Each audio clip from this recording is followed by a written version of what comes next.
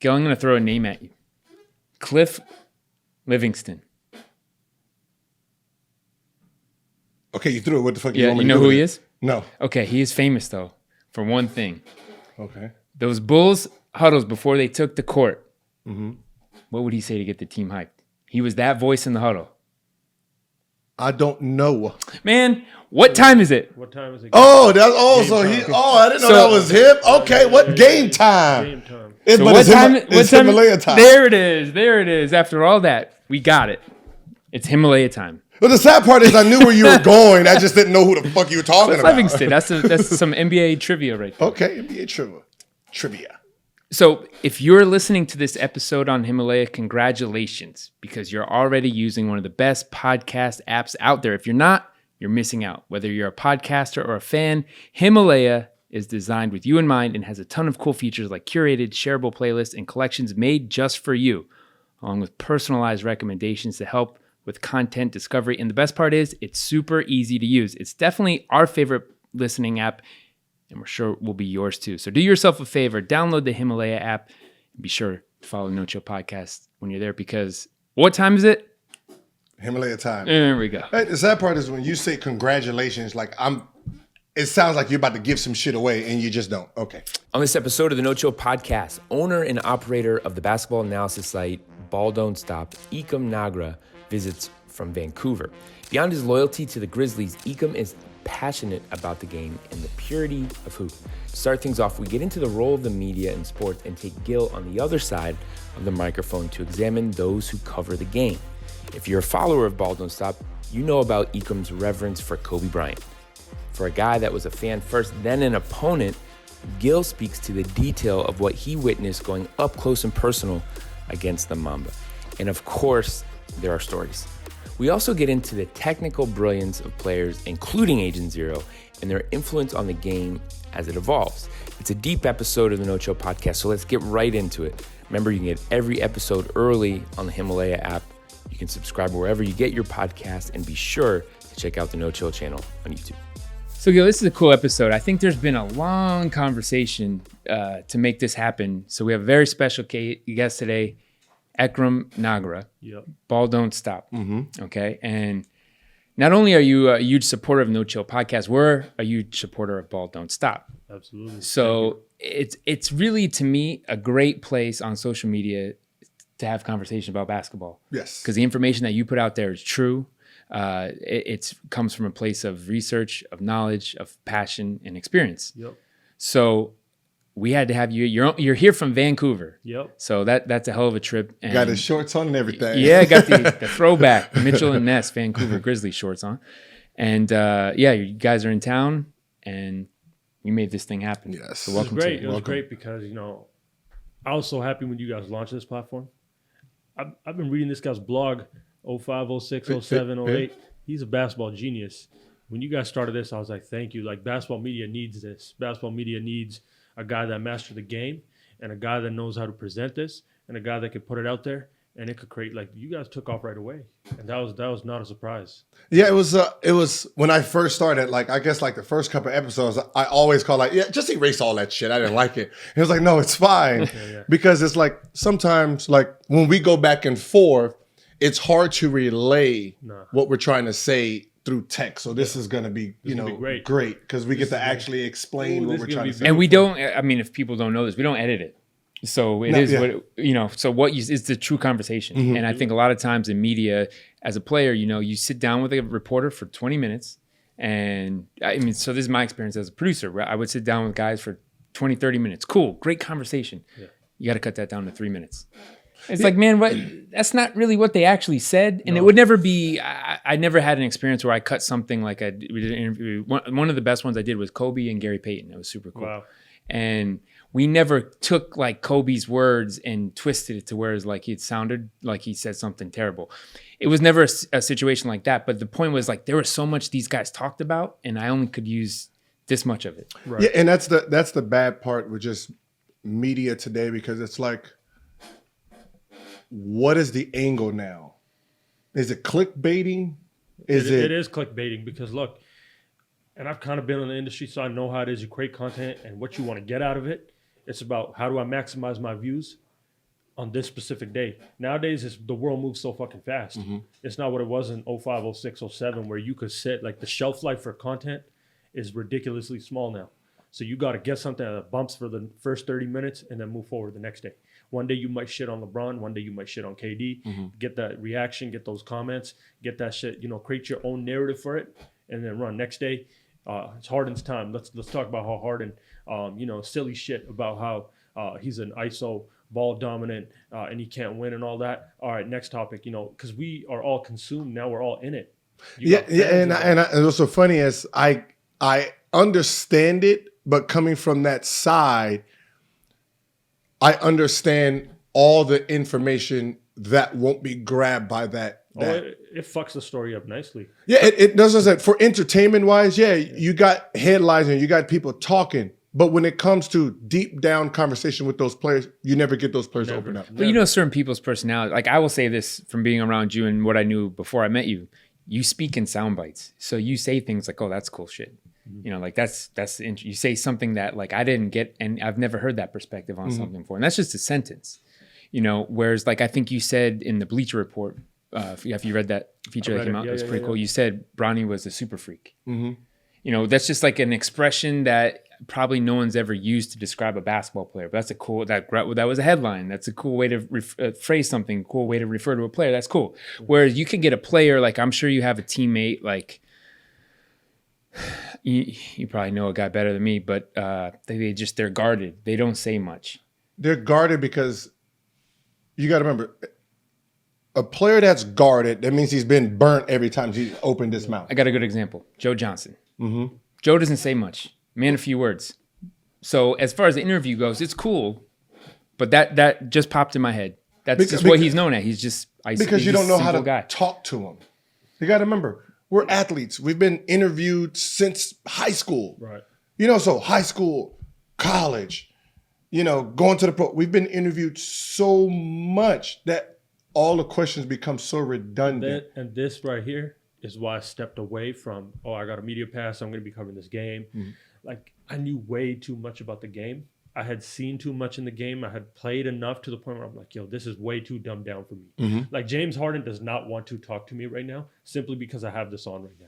And James Harden doesn't know that the fucking conversations we can have about basketball are probably me and him are the only ones in this room that could have it. Yeah. So I was like, okay, I got to make a decision. I told my guys, I said, look, we are stopping all that.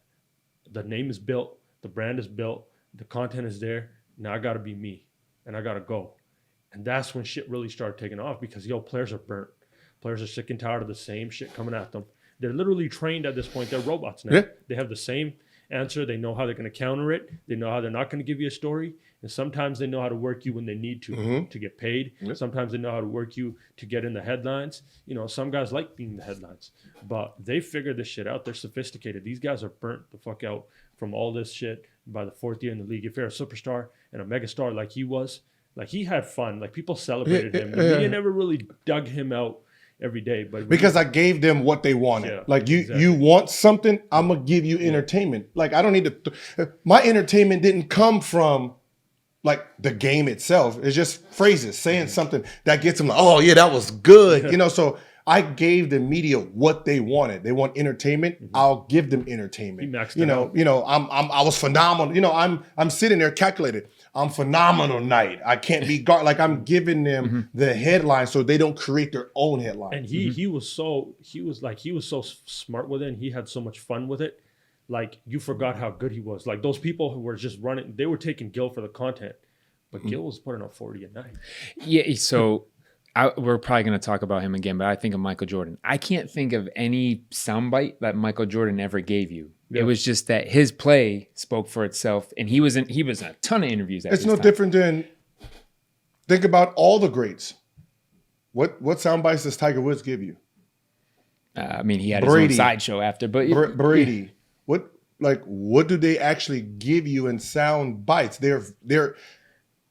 They're so calculated in what they're going to say and how they're going to say it. But you think of like LeBron has done it now. Yeah. Early in his career, didn't? No. He's controlled. Like now, because he's at a point where I'm just going to do me. I'm just going to say what I want. But before, you got to remember, they're so guarded that they don't want anything twisted. No. So you got to remember, if I don't want you to twist something, I'm not going to really give you anything. Mm-hmm. So if I don't give you, I'm just going to give you the perfect answer. So that means they're rehearsing answers because they know the fucking question you're going to give. Bro. You know, they lose. Great team effort. Like if they didn't have a good game, it was a great team effort. We willed this game out. You know, now we got to get on for the next city. You know how guys, you're not scared to say it. Players lie all the time. They have to. They're just to get through the process. Yeah. It's just part of the game now. But to really get a player to open up, it'll happen on something like this, like Lou Will, like KD. Mm-hmm. That's the real hoops convos. That's why when you watch those guys speak on here, it's a totally different vibe. So I think media has evolved. Let's say that because. I mean, when I first got into it, it was to write and produce, right? So I would want to get access to a guy. That was the gold. And you had to start out, I had to do like locker room scrum kind of shit. That's the worst. After you just played a game, if you win, you feel good. I don't really want to talk to you guys. I want to, if I lost, I definitely don't want to talk to you guys. I'm going to say, hey, what was it like when, you had that open 19-footer and you missed it? Or like, what were you thinking after that, What do you think I was thinking? I want to make the damn shot. Like but like some people, they don't know how to ask the questions the right way. No. But you said media's evolved, but they haven't if they're still asking a stupid question. No, I just wouldn't want that job. How do you feel after this loss? I can't wait till one player says, I fucking feel great. That shit felt so great. I can't wait to keep fucking losing. And Blake Griffin explained this like, you just fucking played a game. Your heart rate is all the way up. You're sweating. You're drenched. You're burnt out. You might have a wedgie. Shit like that. Yeah, he did that with Jimmy Fallon. And he had him like jog in place. Yeah, and then he's like, all right, stop. Hey, how do you feel right now? Are you ready for this next commercial on his show? So it was like that. Like you just expended maximum effort. And now we got to talk about this is that you just lost or you just won. And then a microphone is going in your face. And you got to remember, there's 10 media guys in there. One's a dickhead. Yeah. Oh, they're toxic. So one's getting ready to just poke just to get you, because that's his angle. And that's the thing. And I'll tell you a cool story. It was the 2015 finals I was covering. And Kyrie had just got hurt in game 2. So me coming up, playing the game, being a hooper, I know how it is after you lose a game. In the finals, I was scared to be there as a player, as a guy that knows the fucking intensity in that moment. Mm-hmm. LeBron warming up, LeBron juicing up, and then after the game, there's like steam coming out of LeBron's head. He's like the fucking Undertaker at that point. They just lost game 1. Kyrie got hurt. Kyrie's in the corner crying, and he's like, the players are trying to, console him and all these things. I got the fuck out of there. There was people that were eating that up, like ready to jump on it. I was like, yo, this is wrong. Like, this is disrespectful. I got out of there. After that day, I knew I didn't belong in that environment no more. Yeah, that's what I said. It's like you have to understand the situations and understand that. And, I say this, to refs too. As a referees and media, you have to understand time of what's going on, because if I'm on the middle of the court and we're down 5 and I missed this and I'm frustrated and you called something I didn't think should have been called, I'm naturally going to pop off. Absolutely. So for you to give me a technical says the same thing. You couldn't control your emotions either. Mm-hmm. And that's why you gave me a tech. So why are you penalizing me for something you're actually doing now? See, a cool collective ref would be like, just calm down, my fault. Or, hey, I got this. And just let you just yap.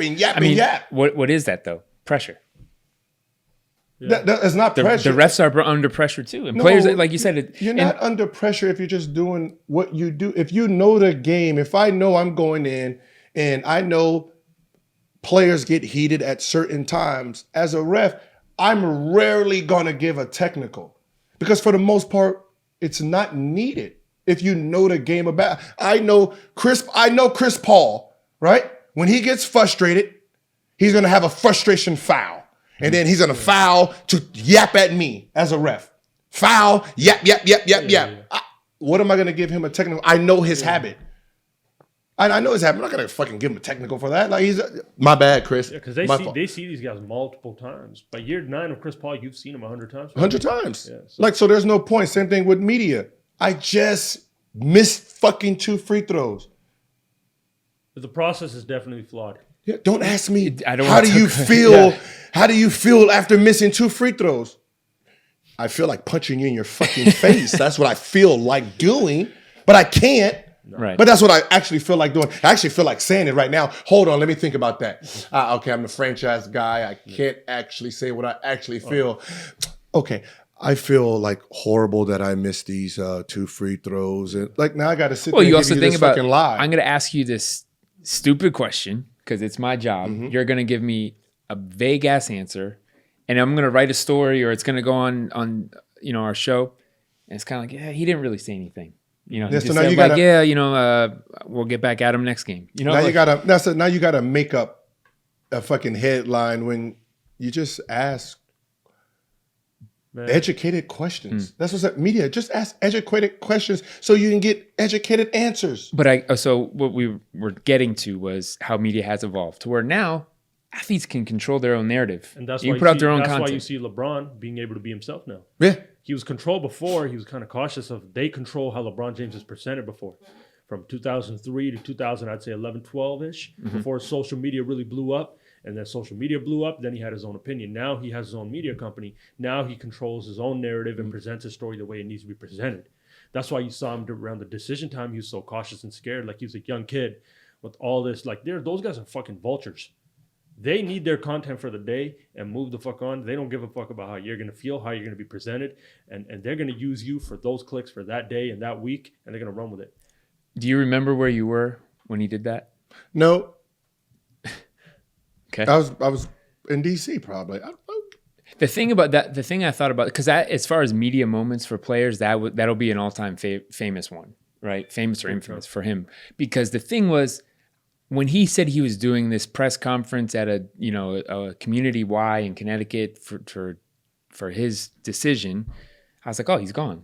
Why do you need to have this event if you're going to stay in Cleveland, right? Because that was the whole thing. Like, where's LeBron going to go? And that, to me, I was like, oh, wait, this is going to be a big deal. Oh, yeah. That had never been done I mean, before. if he was an NBA player in that circle, you already knew where he was going, when he was going, how he was going. You already knew that. Yeah. I watch it for a different reason. When I watched it, it was to watch him as a person. That was probably the scariest moment of his life. You can see it. If you actually watch it, and everyone's going to watch it again, when he says he's going to Cleveland, going to Miami, you can see he says it again to ensure what he said came out. Yep. So he says it twice. Right.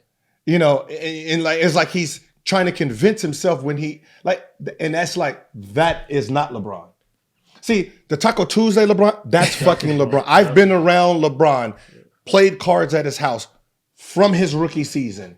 Every time we came to Cleveland, Rich Paul, Maverick, we're at LeBron's place. The Taco Tuesday LeBron, that's the real LeBron. That's who LeBron is. Fun, loving, having fun LeBron. But LeBron couldn't show that his first couple of years, because if you show you have fun and you're not serious, because Jordan didn't show fun. Yeah. Kobe didn't show fun, so you can't show fun. They didn't let him be him. Yeah, so it's like now he gets to be him and show, hey, I got rings. I can have a little fun now. Well, I mean, that's the thing. His personality, he's like, to me, he's like magic. As far as that, he needs to be the host of the party. But he doesn't. Now he gets to show. Yeah. That. Before you didn't see LeBron smile and laugh. But it's funny. Whenever he did it, though, they grilled him. The photos before the games. Yeah. The bowling shit. Team, he was being himself, having fun. It just so happened to happen on camera, and they ran with it.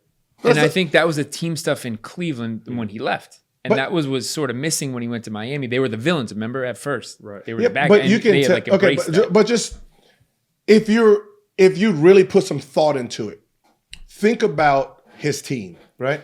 How many handshakes do those guys have? Right? One for every player. Now think about what type of player do you have? What kind of person do you have to be to have a handshake with everyone on your team? Oh, yeah. You have to be fun. And caring and loving. You have to be. So the fact that we see this serious guy come out there handshaking and remembering all that means they practice that shit. Mm-hmm. So if you're practicing, what kind of fun are you having? So you're saying Kobe never? You think Kobe had a handshake with anybody? Fucking Kobe didn't have no fucking handshake. You think Jordan had a handshake? Fucking Jordan don't have no handshake. But they didn't have handshakes. You think Brady has a handshake with anybody? That fucking guy don't have no. He don't got no fucking handshake. He don't got no fucking handshake. But Kobe, no, hell no. They're different. I mean, that's what I said. So it's like now you get to see who he is because he gets to finally show you. Yep. Like that's what I said. It's like after his championship in Cleveland, the third one, because he finally got it at that place. He's like, all right, ooh, I get to do me. I'm solidified basketball-wise. I get to do me. He's like above the law. Remember that? It's not even above the law. I get to do me. Yeah. But remember his reaction when he won that? Yeah. And he was like, Cleveland, this is for you. And he was so emotional. I mean, that was like, man, the whole world was off his shoulders. Monkey came off his back that day. Right. He was at peace after that moment. Yeah. You did what you had to do to just get in the GOAT convo. That's enough. Because at the end of the day, there's not one GOAT. There's not one guy that was LeBron's goal when he came in. That's what he was pressured to do. And he achieved that. That's fucking, look how hard that is. Yeah. He did that. Man, you won. After 2016, it's a wrap. There's nothing that he could do to fuck his legacy up. There's nothing that he could do to really improve it. He could do, and he could do that peacefully now. There's no more pressure. There's no more pressure for him as a person. And this is what, when you're outside reporting on stuff, just like Kawhi Leonard and all these guys, and when KD originally had his decision to leave OKC, as owners and general managers, I think they need to start putting more eyes on these players. Like when I say eyes, understand where they are in their career to know where their next move is going to go. So if you're sitting with Kevin Durant and he's a free agent and you look at his stats and you say, oh, okay, we got an MVP, we got 4-time scoring champ, we got 7-time All-Star, 7-time All-NBA, everything, 2 gold medals. What is he after now? He's after a championship and oh shit, we got to turn this team around or this motherfucker might bolt. Right. And that's what it is. He sits there and he looks back at his resume and like, oh shit, I'm a Hall of Famer by 27. Yeah. I need a ring now. I need some jewelry. You're saying when he was in Oklahoma. When he's Oklahoma. And I think the thing for them at that point was like, yeah, we got nothing for. And that's the problem. Yeah. But you should be already mindful of it. Like with LeBron, same thing. Once he won that championship, and he took that, the monkey's off my back. You should have already said, oh shit, we're happy we won. Yeah. But what is next for him? Because he already had 2. He didn't have a reason to leave. He left because this winning the championship here was important to him. After he checks this box, what's next? I was surprised. Like someone was telling me, he might say I'm leaving after this. This is it. Here's your chip piece. Like he might have done that. It was at that point. What are you talking about when he was in Miami after the second one? When he won, LeBron could have easily came out and said, here's the chip. This is the end of my chapter with y'all. Mm-hmm. Thank you. See you in my dream. Yeah, and I mean, I think the decision back to that fueled. I mean, because he was pretty much the first guy that said, like, look, I've done everything I can for this franchise. First superstar. Yeah, and then said, you know what, I gotta go pursue a championship, or they'll always say like, what if, So he did that. Went to Miami, mission accomplished, and it was sort of more of a relief for him to when he said, okay, I've got 2. I'm going to go back to Cleveland. So that decision fueled him to make a return. Yeah. He won that, and it was like, man, as far as my career goes, like I've done it all. So when he won that one in Cleveland, it was just, what's next for me? And I think the move to LA, it was not a surprise. But that's what I'm saying. As a general manager, you should already be thinking. Like the same thing with Kawhi. It should be in your brain so you know how to move. So you know how to be smarter than a player. See, the problem is they think they're smarter than a player when they're not actually smarter than a player. The player's always a step ahead. So you have to Why? Because it's their own life. It's their own career too. Because they think money is the key. Money is not the key. You got to remember, hoop is the key. Absolutely. Hooping is my key. Got to remember, if you came from nothing, you remember you trained and worked with $0 to be an NBA player, to play at the best. Okay, you gave me money. You made me rich. Okay, cool. hoop is still the hoop is this. So what ends up happening is if it says 160 over there, 120 over there. Okay, 160, 120. What is if this 120 has a fucking burger shop in my house? Yeah. Wendy's, fucking In-N-Out that I loved growing up. That's worth 40 million to me. Yeah. And that's what the upper heads don't understand. And it's weird because they sacrifice all the time for their jobs. And that's how they became owners. Sacrifices. And they can't budge off of certain things. Works with the rest of the people. Yeah. It's true. And you could tell me, you could be honest with us right now. What can you do with 160 mil that you can't do with 120? It's the same shit. It's the little shit that kicks in. Well, I'll say you could do a lot with an extra 40. No. That was my statement when I turned down my max was 127. Abe Poland gave me 127. I took 16 less to keep the team maneuver. Yeah. And that was my answer. What can I do with? And honestly, I think now I can't do with 20. If you're in, let's say you're in a top 5 market and you're a star player, you can make so much off the court that you're better off being on a successful team where you're well paid and say, look, I can make another 40 off the court. The money will work itself out for these guys. If you're that good, you're going to make that extra 40 mil one way or another. But if an agent won't really tell you that, though. What? Give up 40 million.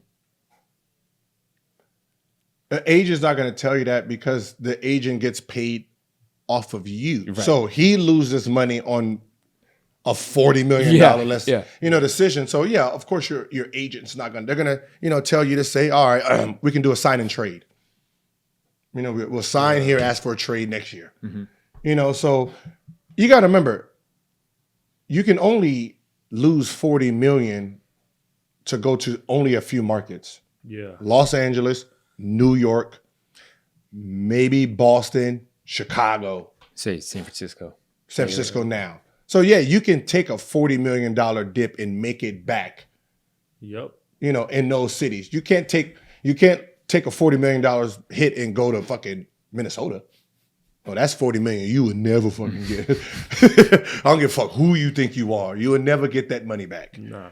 So like somebody like KD just dropping money everywhere he go to be happy, he's gonna make it back. But look, you got your house, you got your cars, you got everything that you ever wanted as far as money goes. Mm-hmm. At that point, it's just about comfort and peace. Just hoop. It's just that's what I said. It's like people don't understand to athletes, the hoop part comes first. Like right now, there's the football player. I'm not a big football watcher. So I couldn't tell you how good the player is. Was it AB? Antonio Brown. So Antonio Brown with the helmet situation, right? And never seen him play. I just know that's the guy with he colors his mustache. He's nice. He's like a Jerry Rice. So he covers his mustache. So wild hairstyles, yeah. So I can't comment on his skill itself. I can comment on his helmet, right? So when, you have media say, just fucking go out there and just play the game with fucking a helmet like everybody else. That's not right. See, people are superstitious. Athletes are superstitious. Just like you wake up and you need coffee first to function, an athlete goes through his routine too. So if he thinks this helmet turns him into Superman, you might want to get him his helmet because now, without that helmet, if he's second guessing who he is, then he is not what he is. And See, the team. His helmet doesn't give him his skill. No. He's skilled. No, the helmet is part of his ritual. So you fuck up his ritual. A pair of socks that a motherfucker didn't put out or it put out the wrong way throws off routine. Football is a little different because think of it as it's like a knee brace. So if you're like, I want to have confidence in my knee if I wear this brace. And if the league tells you can't wear that brace, You're like, well, I need to perform. I need this. It's not a performance. His helmet is not a brand of the perform- helmet that he uses and the style of the helmet that he wears is what he wants to play in. And I think he's absolutely right for that. Yeah. But yeah, that's what I'm saying. That's the ultimate level because of football concussions, all that. You need that more than any piece of protection on your body. But the comfort of the helmet to him is not important to how it feels when it's on my head. It was no different than when the NBA tried to bring in that new ball, right? On record, the ball was a fucking amazing. It was a fucking amazing ball. How so? That shit just felt amazing coming off your hands. Yeah. I mean, it just stuck. Like, you got to talk about if you have big hands, like, or not big hands, you could grip it. You can grip it. So now crossovers came better. Because the real NBA ball is slippery as hell shit. when you feel it. But you know what the reason, the real reason behind not wanting the ball? Because John Stockton didn't play in this ball. Jordan didn't shoot in this ball. So if the greats didn't use this ball, I don't want you to put no fucking asterisk behind all my stats because of a fucking ball. Fuck. Jordan was fine in it. I'm fine in it. Yep. Like Steve Nash. It's cutting my fingers. The fucking leather ball cut your fingers if you pass that shit enough. Yep. Like that leather coming off that same spot. But it's the records. It was the point of you did it with that, I got to do it with that. I'm not gonna say, I averaged 40 because they gave me this new ball. I remember the grooves were wider and it had that that section on the side. Dude, mop motherfuckers in that ball. That motherfucking ball was nice. Why did they want to change it? Because the greats didn't. But why did they introduce it to begin with? Because they thought it'd help shooting, which it did. That's what I'm saying. Which it did. But that's what I'm saying. The greats in the league at that time was like, wait, hold on. Weren't the numbers down though for the scores? That just had nothing to do with No, they did dip at first, but then I think they got first. But I thought it was because of FIBA and they wanted international players, and I thought that's why they dipped at first because mentally motherfuckers was off of it. Oh yeah. That's all it was. Motherfuckers it's the psyche of that's what I'm saying. It's the psyche of something new coming in. I don't want it. Like, you got to remember, think about anything that's new. It always gets rejected. No. Fuck all that new stuff. I don't want a new ball. I don't want this. I want the old ball the old players is playing in. And that was the point of it. Like, to get rid of it, to give back. Even though this motherfucker's slippery to the motherfucker. I can't believe we getting rid of it. I don't know how fucking NBA players do it now. Is it just sweaty hands? And you just get it going? You pick up a Wilson, everything feels right. It feels like a basketball. You pick up an NBA ball, you're like, whoa. You shoot the shit. What's so funny is my shooting is worse when I go from NBA ball to Wilson. Yeah, because you put your reps in with the NBA though. Yeah, because now it feels like I'm guiding the ball now. See, when I get to NBA, I just chuck that shit out, let it go. It just with the Wilson, it's like, I got more grip. Now I'm like Shaq at the free throw line. I gotta try to. Then you start thinking. Yeah, you start thinking about it. Yeah, instead of just letting it fly. And I always tell people the ball thing is so big. Obviously, I'm playing the NBA. My senior year of high school, it was so fucked up. We were going from Wilson to Spalding every other game. Oh yeah, that's a big difference. That is a big difference. That is a big difference. But I always thought Wilson college ball, the evolution ball. I think that's the most common used ball. That to me is what everyone should basically. That's their baseline. But then the Spalding for the NBA seems like the NFL football. Same thing. Mm-hmm. It's just you got to be at that level to play with it. Yeah, but that's what I'm saying. When else would you? Did they change their football yet? NFL? They did, I think. Yeah. What do you mean? Yeah. And then I'm pretty sure they had backlash against that. The QBs were complaining about how they couldn't grip the ball right and shit. Yeah. You're talking about Deflategate, Tom Brady. Since then, but perfect timing. We do have to talk a little bit of football for you because I know you're not a huge football fan, but you're a gambler, Gil. Yeah. Facts. Confirmed. That's when that 40 mil extra might matter. So, for football season.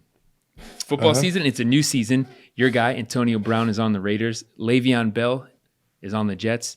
Odell Beckham, probably the nicest player in the league, is in Cleveland.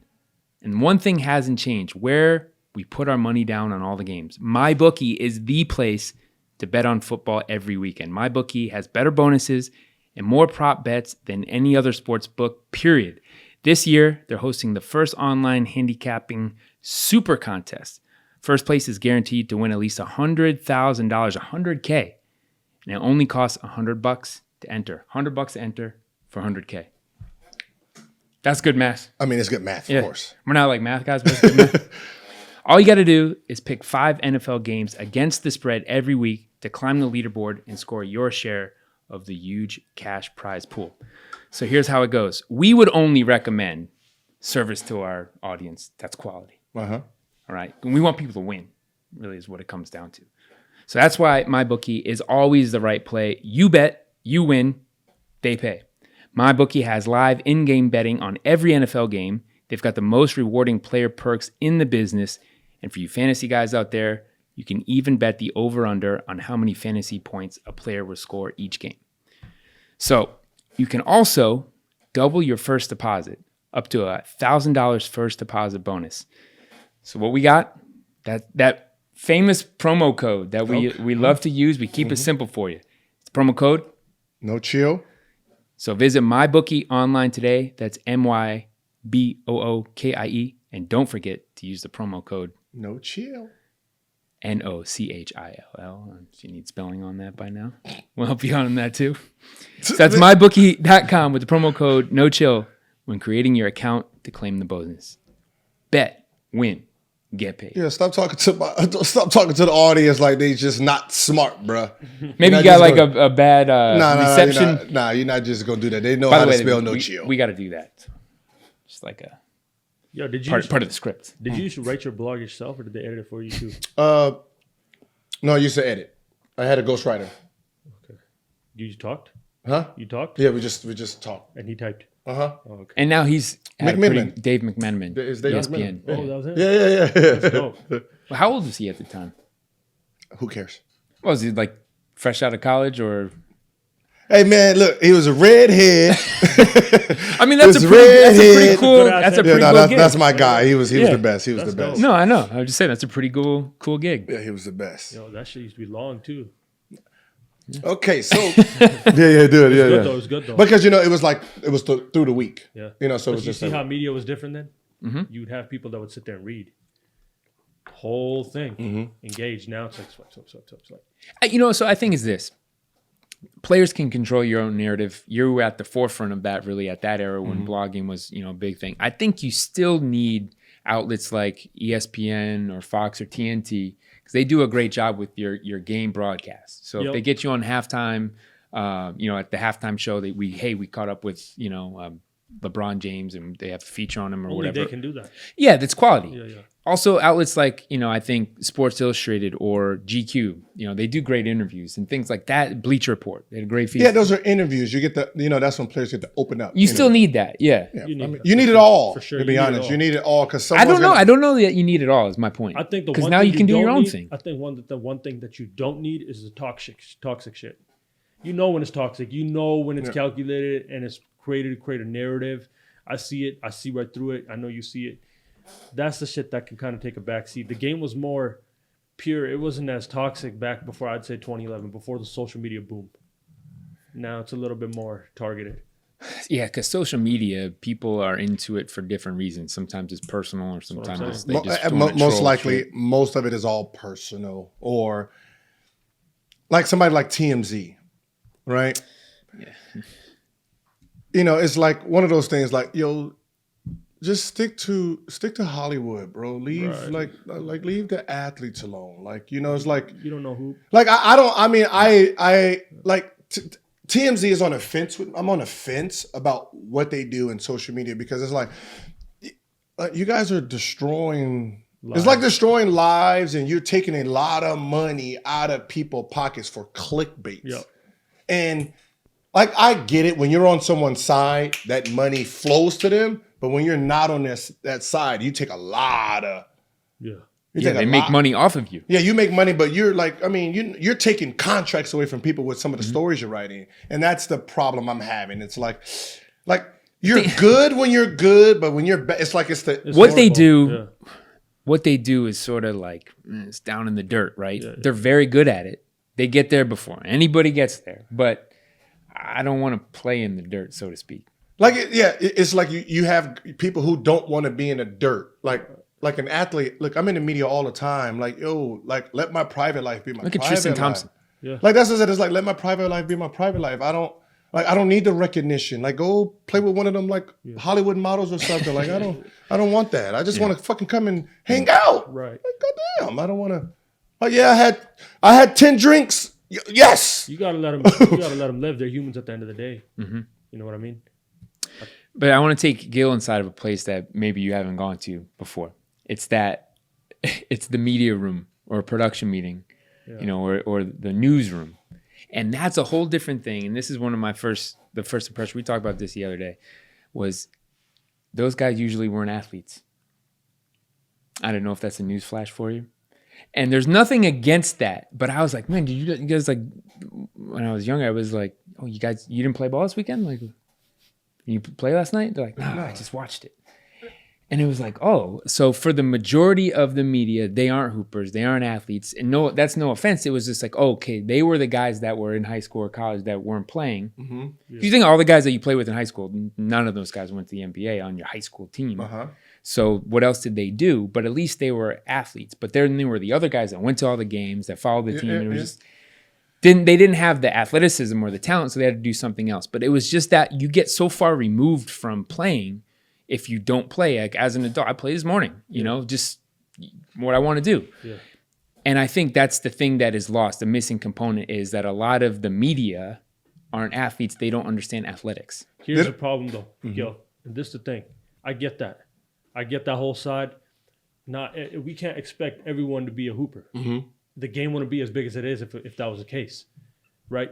But you miss out on the intricacies of the sport. If you're coming in on a Tuesday sore as fuck from the night before and the back-to-back or whatever the night before, and you're coming off a screen and your guy ain't setting the screen right. It ain't hard enough. Mm-hmm. And that motherfucker is coming up and getting a hand in your face every time. That's going to play with your percentage. Yeah. But those guys are going to glorify that percentage the next day. There's so much of a context that you miss out on. When the reality is you shouldn't look too much into it because he's probably sore. He's probably beat up. That screen ain't hard enough. This is super deep though. Mm-hmm. But that's what you miss out on. What's so funny is, and the reason I respond on your page the most is because you do understand what's going on. Sometimes you just don't deliver it. You don't know how to deliver it. I'm tired too, man. No. That's what I said. And that's all everything is just deliverance. That's why, like texting it sometimes or saying something. It's like you're saying it, but you're not. Yeah. It's in the wrong form. Like we always had the Kobe Michael Jordan, and it's always the same thing. You always say he's the most skilled, and I'm like, yes, he's the most skilled, but he has to be skilled.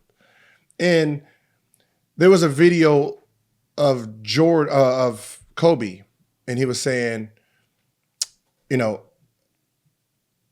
like how he downplays it. I didn't, I had a 40-inch, which was 38.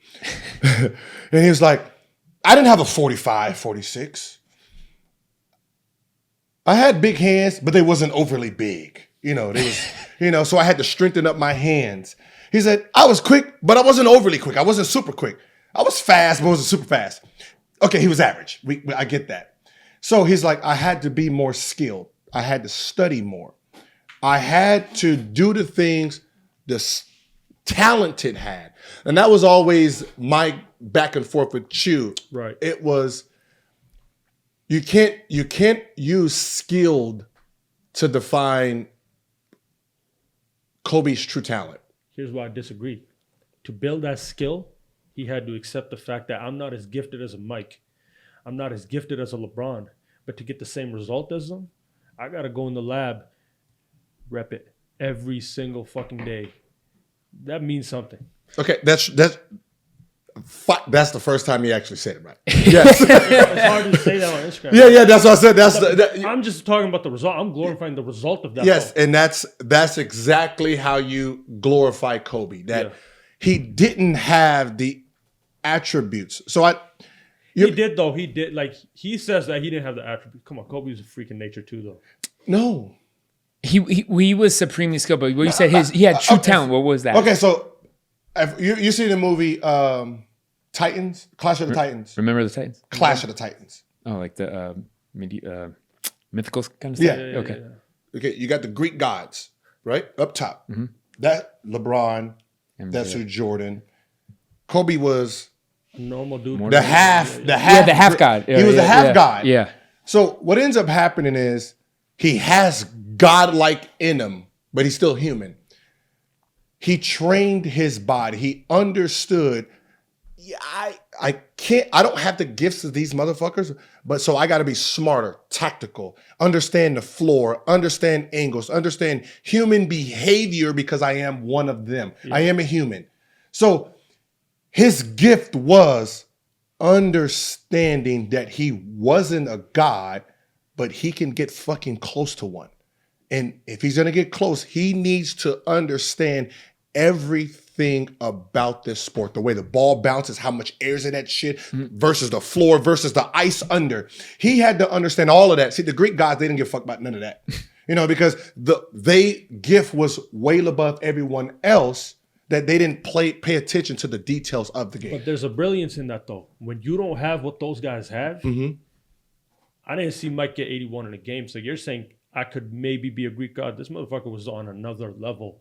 I didn't see Mike and LeBron, like you said, they didn't have to, but there's a brilliance, there's a talent associated with, I'm falling out of bounds, the shot clock's winding down, there's 3 defenders on me, one motherfucker 6'7", hand is in the face, he has a 33-inch vertical off the floor, the guy next to him is strong as shit, probably benches 225 33 times, and these are the guys guarding me, and I gotta fall out of bounds, hit a fadeaway with that. There's something associated with that, there's a brilliance, I put my time in to go above and beyond on some nights than those Greek gods. But see, that's where the work, see, that's what I said. So you have, I call them every 10-year players. So you got every 2 decades, which is the LeBrons, the Jordans, the Mike Tyson types. The freaks of nature. The Serena Williams, the freak of nature. Then you have the Venus Williams, the Jerry Rice, the Mayweather, the Kobe.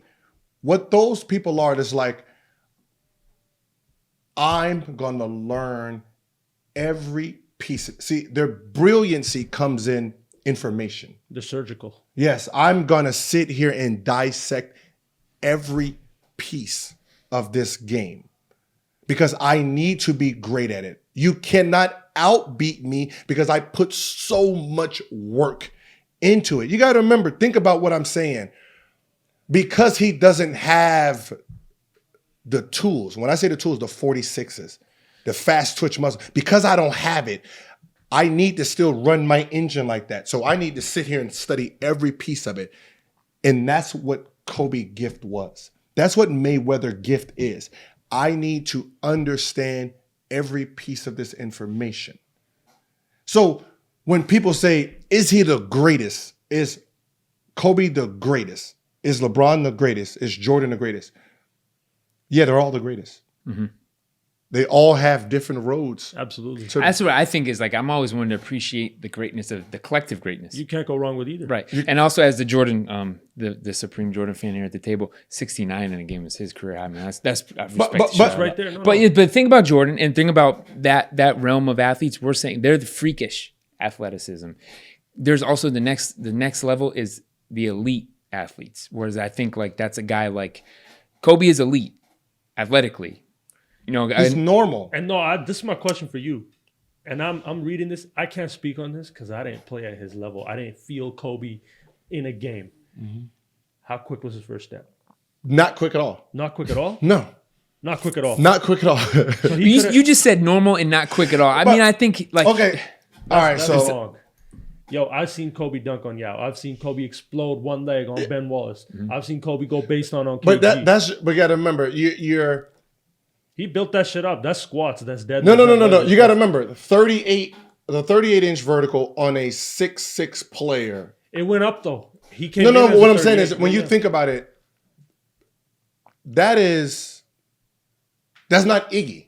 No. So you got to remember, Iggy's a 42-40. Yeah. So think about if Iggy's at 40 and Kobe's not there, then okay, this is where Kobe's at. So like you look at someone like Westbrook, you can see his motors moving at it.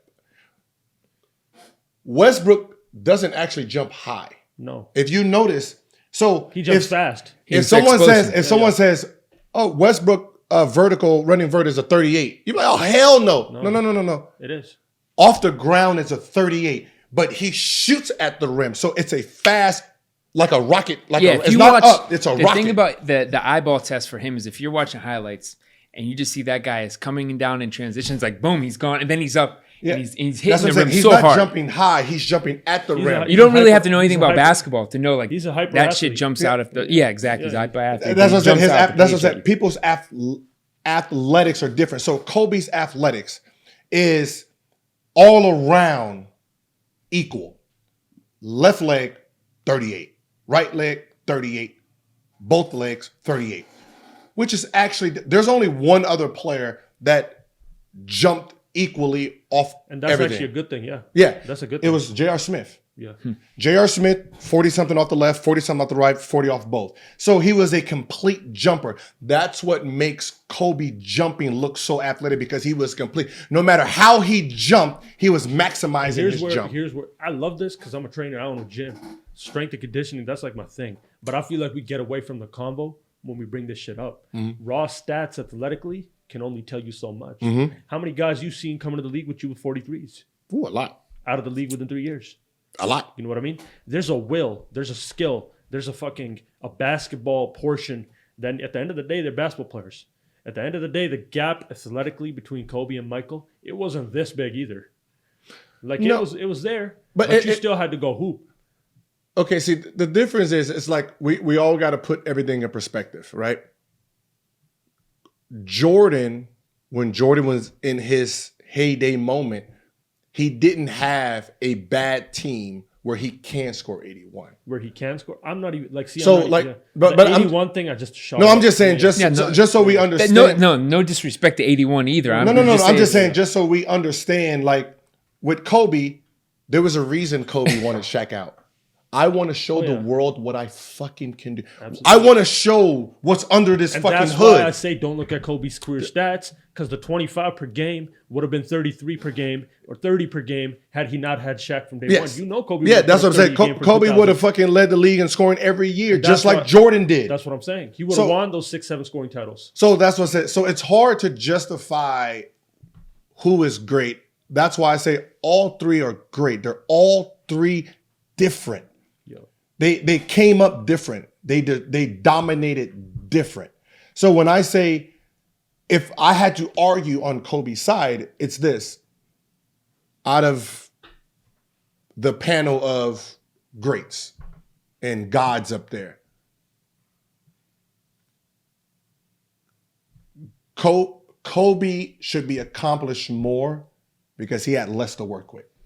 See, that's why I said he had physically less to work with, and he took every piece of his body and tuned it to get there. I think he neglects the athletic performance part. I've heard some credit. You know these more than me. The squats, the sprints, the deadlifts, the training that he did on his body, it put him up there. That's what I said. It put him up there, but like even someone like Kawhi Leonard. If I told you Kawhi Leonard vertical was 32, it's 25 and a half off 2 feet. Yeah, you'd be like, get the fuck out of here. He'd be dunking on everybody. Yeah, his arms as long as his wingspan, his hands. Right? Yeah, that's what I said. It's like when you're an athlete, you figure out how to be dominant. Yeah. But I also think it's based on your era. And that was probably one of Jordan's greatest contributions was he came from the era. Look at the guys that influenced him. It was like David Thompson, Dr. J. They were just raw, freakish athletes. Mm-hmm. And then he looked at that and he had this gene of being a freakish competitor, the competition gene that I don't think anybody else in the game really has ever had at that level and done what he did with it. But then he said, okay, I'm a freakish athlete. He didn't have the team, and it was like him 1-on-5 mm-hmm. before like he had Pip. So it was probably like 87 to 88, 89. Jordan was ridiculous. Yeah. And then he said, okay, now I'm going to refine my skill and look at things like what Detroit was doing to him, beating the hell out of him. Mm-hmm. So I'm going to build my body, and I'm not just going to be known as a slasher, and I'm going to refine this. They say I can't shoot. Okay, now I'm going to shoot because his competitiveness pushed that. So he wrote the book that guys like You're right. Kobe came along and followed. He was a blueprint for sure. Before Mike, you didn't really like Penny came, Grant came, like Magic was there, but like Michael showed the way. So when people ask me who's the greatest, I look at who accomplished the most. I look at the way it was done, the timing of it. Like, Mike's impact was unmatched, basketball-wise.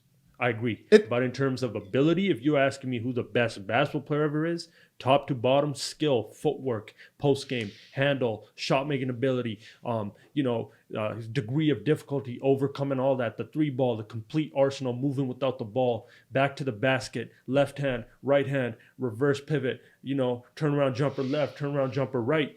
We saw a fucking basketball savant in Kobe Bryant who mastered the sport and got similar results as Mike. Mm-hmm. I'm not saying rings or statistically, but I'm saying in performance and just the way we see the game, ability-wise. But he had to. That's what I'm saying. So that's what I'm saying. It's hard to glorify. Isn't that even greater though? He had to though. And he wasn't supposed to, and he did. But that's what I'm saying. But that's what I'm saying. He needed all of that to be because he had such a disadvantage. It's just like Derek Jeter. It's like Derek Jeter versus A-Rod. Right. Who's more all around skilled? Watch baseball like that though. But who's more like Jeter?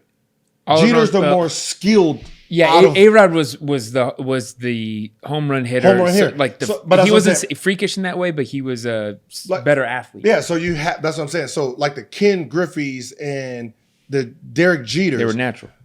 Griffey was natural. Because they're not straight power hitters. They have to compete. I have to be more skilled. So I have to learn how to make base hits, how to bunt, how to sacrifice. Home run hitters is fuck all that. I want to keep hitting this shit out of because I have the power. That's Jordan. Right. I have the power. I'm not gonna sacrifice my home. I'm going for the record. Goddamn it. But you know this. We can't neglect Kobe's athleticism and we can't neglect Jordan's skill. I'm saying Jordan was the second most skilled ever. Yeah, but that's what I'm saying. But you know what I mean? If he was the first most skilled ever. We can't neglect Jordan's skill. He still used skill. In 95, 96, 97, he was using that skill to kill. Yeah, it's like saying Kyrie's the best dribbler of all time. Yeah, technically, yes, because of evolution gives him tools that no one else has. So he's going to be the best dribbler at this moment in time because of the evolution of dribbling. Here's my belief, and I think the game's been uphill since Jordan was retiring. Talent era, you guys came in, top to bottom, you had Iverson, you had Marbury, you had Gill, you had Steph. You didn't have that in the 90s at that position, at the point guard position. No. Yeah, you're right. And now you have a situation where, and this is why I think it's so slept on, street ball had a huge influence on these guys' games. When you could move left to right, crossing, all these things. Think of the 80s to the 90s era, what it was, the era of big men. You had guys like Patrick Ewing, David Robinson. That's what I said. The evolution was supposed to happen. Kyrie was supposed to happen. He is a product of everything that has happened before him. The street ball, the Iverson, the YouTube, and being able to study and all these things. But that's what I'm saying. It's like a car. His dad was also a pro player. What I'm saying, was he better? Was he a better ball handler than Jason Williams? White chocolate. I don't think you could pick one though. Or like Isaiah Thomas, Rod Strickland. I can't really pick one. No, that's what I'm saying. I can't say it because you got to remember, Jason Williams at that moment in time, his moves, his creativity was so far beyond everyone else's. Yep. Kyrie is updated. But Kyrie's updated in a time where there's 10 other Kyries running around the league. That means something. Yeah. But that's what I'm saying. Like, okay, so you wrote when you said game changers, right? Yeah. And you said Iverson was a game changer. And KD. Yeah. And I wrote Iverson's basketball to the game wasn't game changing. Iverson's ability, you mean? His iconicness was bringing the braids and that rugged look. We know. But we know the cultural icon he is. I'm saying on the court, did we see a 5'11" guard, 5'10" probably, say, I'm gonna fucking put up 30 tonight, and I'm gonna do it again the next season. I'm gonna do it again the next season. I'm gonna do this shit for 10 years. No, you don't know because it was never before and it's never gonna be after. So that's why I said it's never game changing. Because if no one, it was just once. It was just him. I guess remember for a 5'9", 5'11". You gotta remember. Well, I don't know about never. I don't say never because Yeah, you got no. Dame. Why would you say never? Because you got to remember, think about Iverson. He was a 5'9" to 6'1" He was 5'10". Let's call him what he was. Yeah, Shooting- let's say 5'11". 5'11". shooting guard. Yeah, 160. You got to remember, back then when Iverson came in, you're a shooting guard. The point guard. He was a combo though. But the point guard was not allowed to shoot back then. See, that's what I said. He wasn't He came in as a point though. No, but he got switched to the 2. Who was their shooting point? guard. Eric Snow. Eric Snow. Yeah, they knew to have somebody bring the ball. In 96, 97, 98, Iverson was bringing up the ball. Yeah, he was bringing it up, and then Right, it's like, it did work. Then they said, "Get off of Then it." they changed it. Right. That's what I said, "Get off of it," Yeah. and then that's when I said. So what ends up happening is, I'm sitting at the end of a bench watching Jason Richardson. Remember, I was telling you when we had watching Jason Richardson get torched Blown by shooting guards. I mean, I'm not talking like the elite did what they were supposed to do, but y'all got to remember, Steve Francis was an all-star averaging 16. Yeah. His shooting guard, Coutinho Mobley, was averaging 21. Yeah. Coutinho's giving Jason Richardson 38. So it's like, whoa, he ain't even an all-star and he's giving you 38. Oh, hell no. I'd rather deal with the all-star at 16. So I make a shift. Yeah. And say, I think I'm going to do this point guard thing. So now when I tween in, now you have a point guard scoring 30, 29. See, people ask me, can you play in today's era? Or can you guard today's era? I didn't have to. I didn't have to guard players like Steph, Westbrook. They were shooting guards back then. Mm-hmm. Yeah. I fucking guarded with Marbury scoring 16. He got a breather on defense. Yeah, wasn't it? Like Marbury averaging 21. Yeah, like, that okay, was 21. Like, I hated when Nate Robinson came in because he only shot the ball. When fucking Jamal Crawford, because he only shot. I got to play because that 12 points is coming in 2 minutes. I don't want that guy. Like, I'd rather deal with the Chris Pauls. Give me 18 and 10. Cool, I'll deal with that. he doesn't, and I'm the same way. Like, when you got a guy that's going to give you 30, that shit is scary. Yeah. You're annoyed. It's volume, and because you got to know that guy has the ultra green light. So Yeah. I was the guy who's coming in and say, y'all got to guard me tonight. I'm trying to score 30. Yeah. See, so I didn't have to guard that guy. Yeah. Now that guy is acceptable. So what ends up happening is now you have the Kyries, the Currys, and they can sit at that point guard position and actually be called point guard. No, he was actually a big reason for that too. Though I always tell people all the time, Iverson, you're right. He should have. Iverson was one, but they switched him to the 2. They did switch him. Then he came, 04, 05, 05, 06, 07, 06, 07, yeah. And you still had NBA Live 08 cover. And then you had those traditional. Now you have those guards sneaking in and coming in and say, because you got to remember, what happened is management is what we call the monkey see, monkey do type. The copycats, right? Copycat league. So when I came into the league, I was called a combo guard. At that moment in time, we wasn't used. They didn't know how to use it. Yeah. So once I got most improved, like, oh shit, the guy who can score, we can just put him at the point. Yeah. They'll figure it out. Yeah. Now you have Ben Gordon at 6'1", combo guard going number 3. Coming off screens and shit.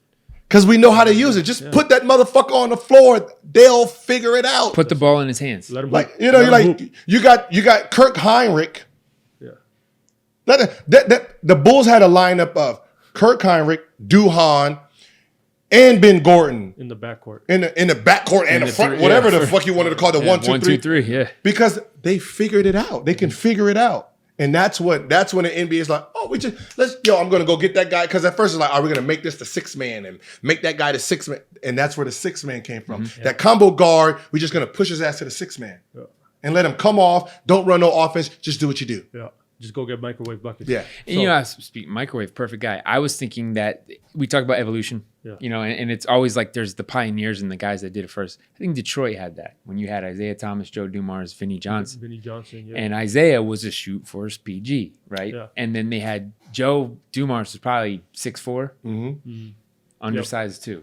So they just knew that our backcourt is better than your backcourt. because they switched. They shared. You know, and that's the thing about guards. It's now you have, it's like weapons. And I used to say it all the time. I don't want a point guard. I don't want a guy who's sitting around trying to get 10, 15 assists. You're useless to me, because if you are getting 10 to 15 assists and you have the ball that much, that means there's no dominant force on my team. That was my thing with Rondo. Like, people used to be going, oh, Rajon Rondo's so good. Rajon Rondo's so good. I'm like, yeah, he's good. He's great. He does his thing. He'll get you his 11, 14 assists. Then you got D Rose coming at him, 24, 23, 22. That to me was more valuable, because you might kill us by yourself. If you're not aggressive, if you're just laid back, and Lonzo Ball, same thing. I think the pure PG is a dying breed now. Like, no. You know what I mean?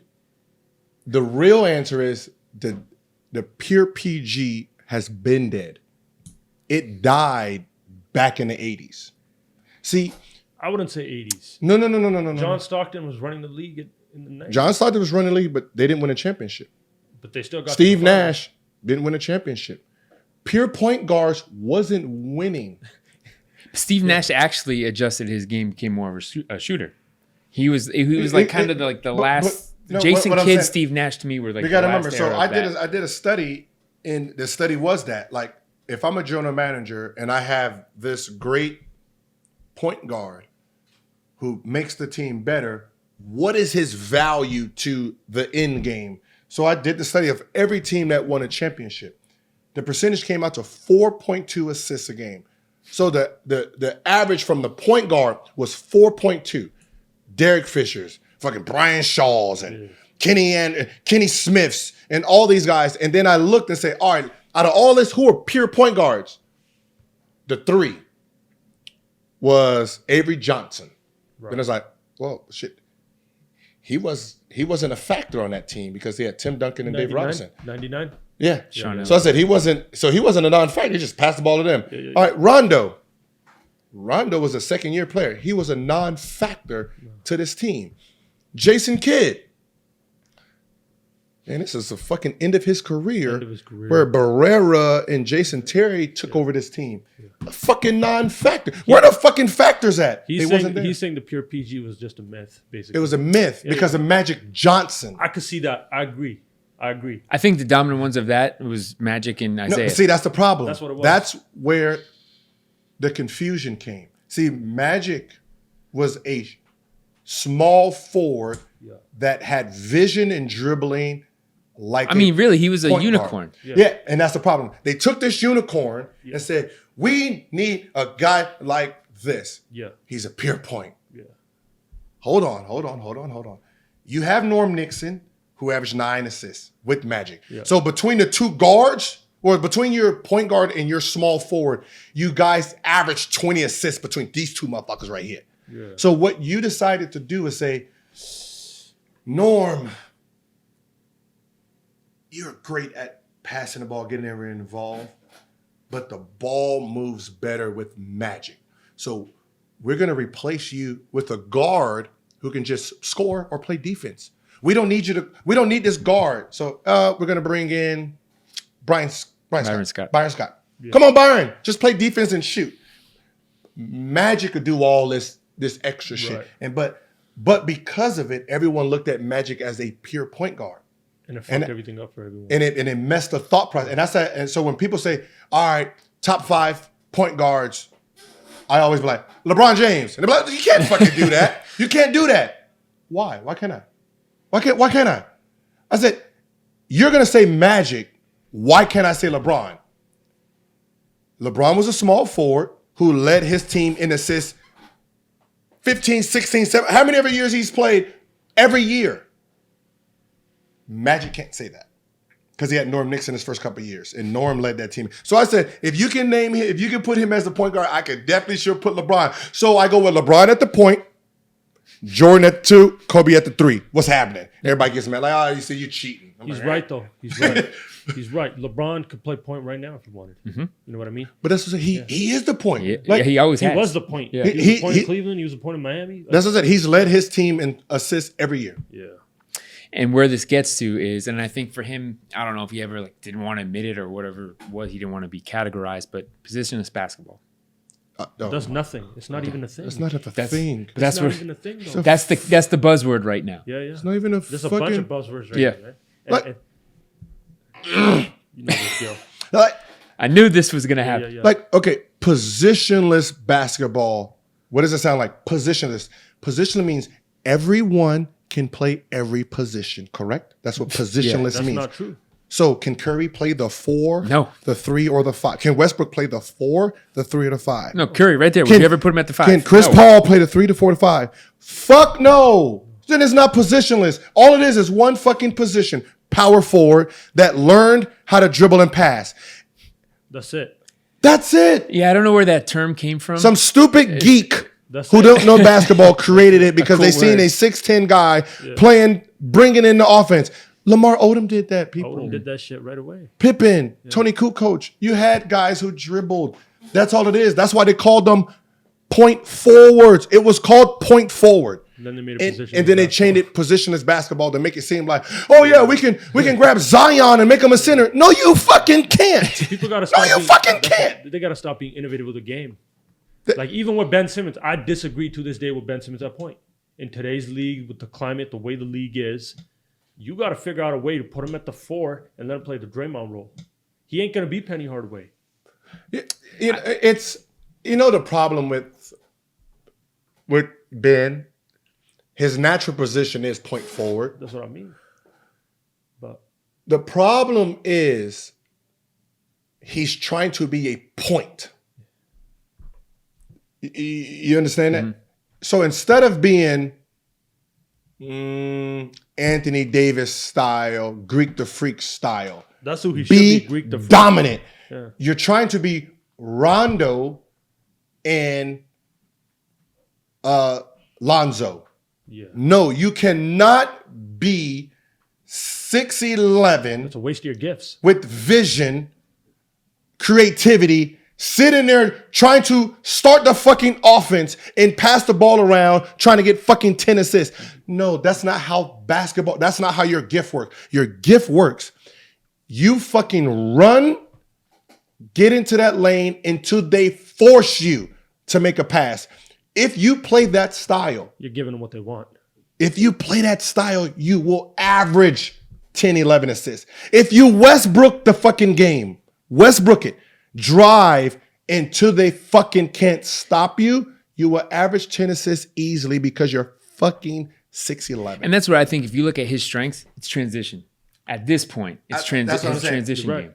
He's in, that's what I'm saying. I don't know who's his. His approach to the game is fucked up right now. It's just This is fucked up different. right now. You don't need to be a point. You don't need to average. You don't need to go into the game saying I want to average 10 assists. You get that easily. With You're your gonna goals. get that What would easy. you say? Let the game come to him. Just So no. get out in transition. And Go when and he's in be half court, dominant. You gotta go be a beast. Dominant. Go but be a beast. in half court, attack the rim. Be a beast. Just That's be a what beast. Everyone's saying you can't shoot. You don't have to. Fuck it, You don't get have to to the be. rim over You have and to be over Ray again. Allen. Yeah. Yeah. Listen. Learn how to. You gotta remember. Everybody wants him to shoot. First of all, learn how not to be stopped first.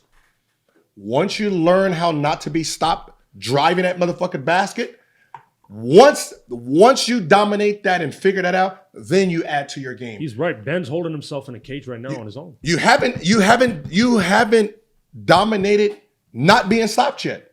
So like Greek, he's dominated getting to that basket. Now this year he can add something now. You got to remember, they haven't stopped him, No. but now you add something extra.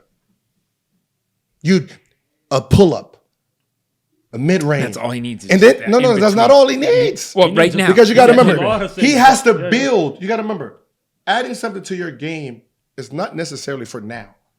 You got to remember, if we fast forward 10 years from now, when he doesn't have the speed and the athleticism, and he's never learned how to do anything else, how useful is he? he's fucked. He's fucked.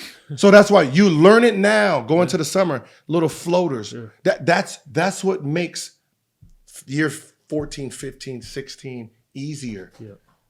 But I'm saying, like, if for someone like Giannis, you could say, like, oh, he needs to establish his mid-range game. He needs to work on his hezzy pull-up. He needs to, work on all these things. You focus on one thing at a time and build from there. But otherwise, it's overwhelming. It's too much. But you have to dominate. You have to be dominant to teach yourself something else first. Right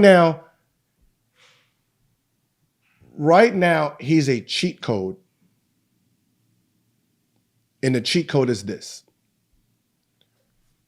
He changes position. Like right now, they have him at the 1, 2, 3, 4. Trying all types of shit. Not 5, right? But people don't know. He plays the 5-man. He gets the 5 on him. More than you think. Yeah. They're on him on the wing. He play like they have him as 1, 2, 3, 4, but he plays the center position more. You know why? So the center has to guard him. Absolutely. See, so when he plays against, let's say that they're playing against this Lakers team, instead of saying, all right, I'm coming to the game as a power forward and I have to be guarded by Anthony Davis or LeBron. No. I'm the 5-man today and I'm going to go against JaVale. Take McGee off the dribble. Now I can take McGee off the dribble all the time. So now I don't need to learn how to post up because I have the advantage going full speed at JaVale McGee. Or, Dwight Howard now. Yeah. Because that's where I see the gap. So what ends up happening is false. It's a false narrative of getting better. Because if I'm doing is just changing to the weaker defender. You hiding. Yeah, you're hiding. You're hiding your talent. Instead of learning how to play, real all right, basketball? I need to learn how to post up and be dominant. You got to remember, your fast break, Euro step dunking is no different than you posting up, spinning dunking. It's the same shit. You don't want to be, no offense, Blake Griffin. 5, 10 years into the league, you still can't post up. Because eventually, at some point, your athleticism of getting by people slows down. Blake's getting it now, though. The new league worked for Blake. Because he learned how to shoot. I was going to say, the thing he's added is shooting. He's adjusted. Oh, man. Now think about it as a competitor, right? A competitor. I watched his flaw when they played San Antonio, right? They played San Antonio one year. The Clippers? Yeah. Yeah. Tim Duncan had 5 fouls with 9 minutes left.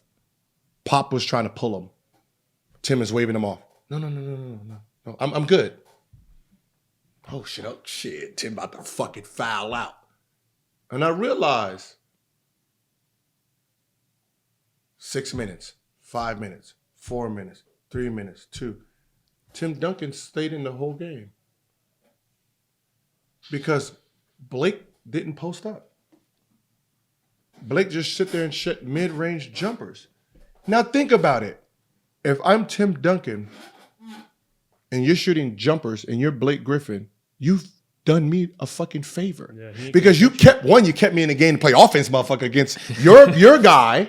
I get to play offense against you, but you don't take advantage of me on my defense. I got 5 fouls. You take me out of the game, you automatically damn near win this game. Yeah. But the psychological of it, if Blake Griffin is posting up, putting his foot in that basket, what does it do to the defender? Tim Duncan gets taken out of the game. Fuck, you're gonna dunk on me. You're gonna do this. You're gonna. I don't want to be. I don't want to be on your fucking poster. Right.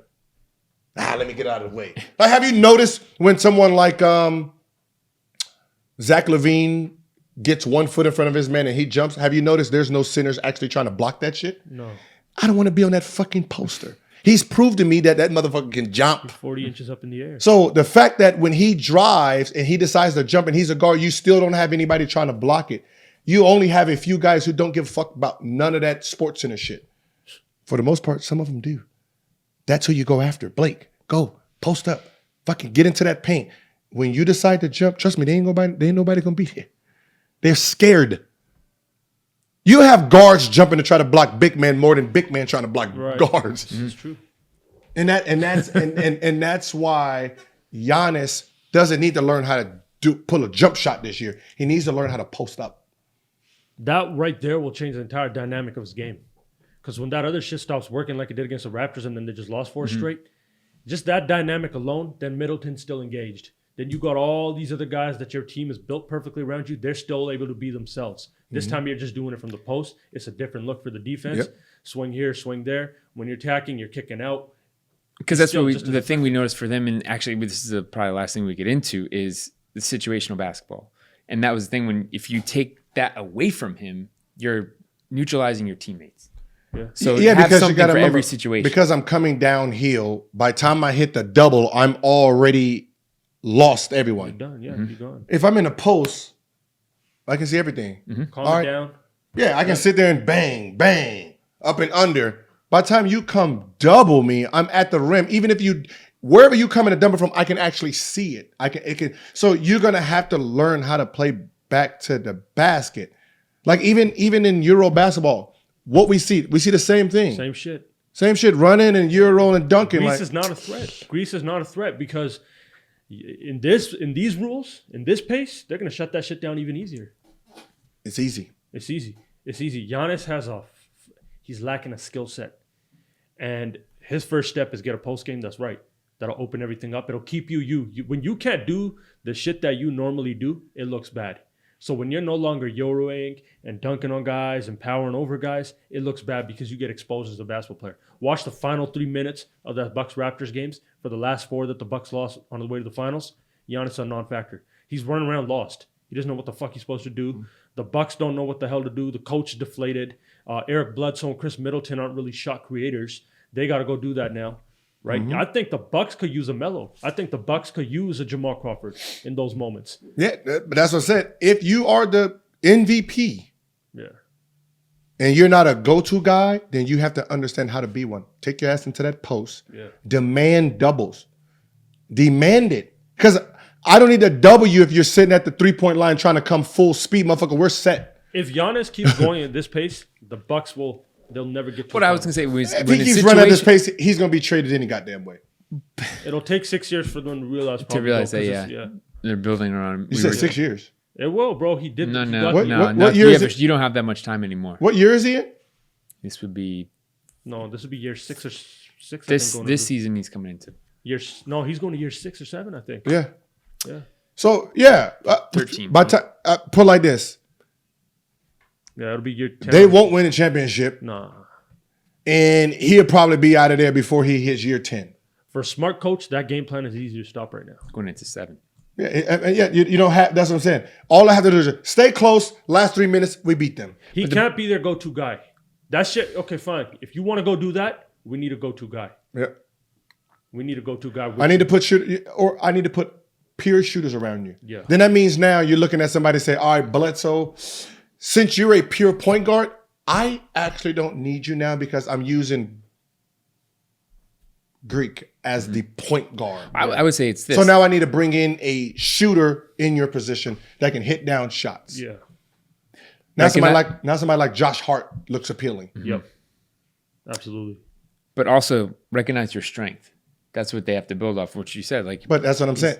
Use that length. You have to be smart as a coach. Like understand, like if this is how Greek is playing, and this is where we build. I need to build around his talent. So that means, hey, Bledsoe, I don't need you as a pure point anymore because Greek takes care of that. I need to bring in more shooters to open up this floor. So when they start doubling, I got more shooting around. If they want to keep doing this, they need a guy that could go tween, cross, off any angle. They need a shot creator. They need to look at a Melo. They need to look at a Jamal Crawford. They need to look at one of these guys that can go get you a bucket. And it might not even be a big name, but you got to commit to, well, let Greek do his freaky shit for the whole game. They need a half-court player. Yeah. Actually, the guy that jumped out to me, if it's always salary cap, was Tobias Harris. That's a star. Duh. Obviously. No, but I mean, I'm saying at this point in his career, they you need, sort of missed the window on You that. still have, Tobias Harris does not stop them from having a dead shooter. You have a dead shooter in Bledsoe. Yeah. Oh, yeah, at the point. As I said, you need to switch that position. That changes your game right there. Just that one position. You just got to watch. Because you're actually in the playoffs, who stepped up? The guy they leaned on was who? George Hill. But that's what I'm saying. But because you're not playing Bledsoe to his talent, because Greek is taking that. He's taking that that job away from him. He's the one attacking. Yeah. Bledsoe's the guy that can get to the rim in one dribble himself. My comments about about Book. It wasn't about Booker. It was how he's supposed to see the game as a killer. Did you understand that? I got that 100%. I said no matter who the fuck you are up against, whether we're playing pickup, that's what he was saying. Whether you are Devin Booker, you are an assassin, you got to embrace that. People took it wrong way. Yeah, as I said, like I read the comments and I'm like, I don't think you guys, I think as it's written, you don't understand. I said, all right, listen, because me and Devin talk, we text, so I can, to make sure he got I don't give a fuck about the rest, as long as he got the information. And the information is this. He is a future killer, right? He already is a killer. Now, like, I mean, when I say, like, he's killing, but he hasn't the top killer type guy in the league. To turn, you got to remember, his skill, there's nothing he can do with his skill. That his skill is a skill. The mindset of how you rethink changes the ability from 26 to 32. Yeah. It's just a mind, let me click it and look at the game this way. So it's like, if I can give you information now at 22, that information you will pick up at 25 naturally. I'm saving you 3 years. Just like right now, if you had the information you have at 22, if you had it at 19, what would you have been? Whoa! And that's all it is. It's things we learn older. So it's like when I played pickup, there was rules. No doubling. Now we just gonna play straight up, right? No doubling, straight up. There was rules in the summer. Players didn't want to be double because they go through the season. Yeah. All right. I watched Kobe training, pregame warm-up. It's pregame. I always went to the game, watched, make sure the motherfucker's on his thing. Mm-hmm. One dribble. This is when he came with the one dribble, pump fake. Get you in the air. Shot, right? That's what he was working on. Got the ball, dribble, pump fake, shot. All right. Hold on. Where's the double at? Trainers double. Yeah. I get doubled every time I touch the ball. I need to make this realistic. Right. Game-like. Yeah. Double me coming from this way, because that's where the double's going to come from. Right. It's not going to come from this way. It's going to come from this way. All right. Pump fake, dribble, double team. Boom. Dribble, foul. 300 makes. It was the most brutal, beautiful shit I've ever seen in my life. Because he's going at a level where, he must not be playing. Thinking about the primary defender. That's what I said. The person who guarded me is non-existing. So it's like, but it's watching him because he's getting fouled, and it's like, falling on the floor, like bruised, like they're fouling him in training. Because the way he's going, like the double team ain't coming fast enough, it's coming too fast, and he's coming pump, jumping, like he's getting the kind, like it was a full, like, he's not playing today. It was one of those type of workouts. And this is the thing with Gil, though, he gets it wrong, bro. There's probably 10 killers in the game.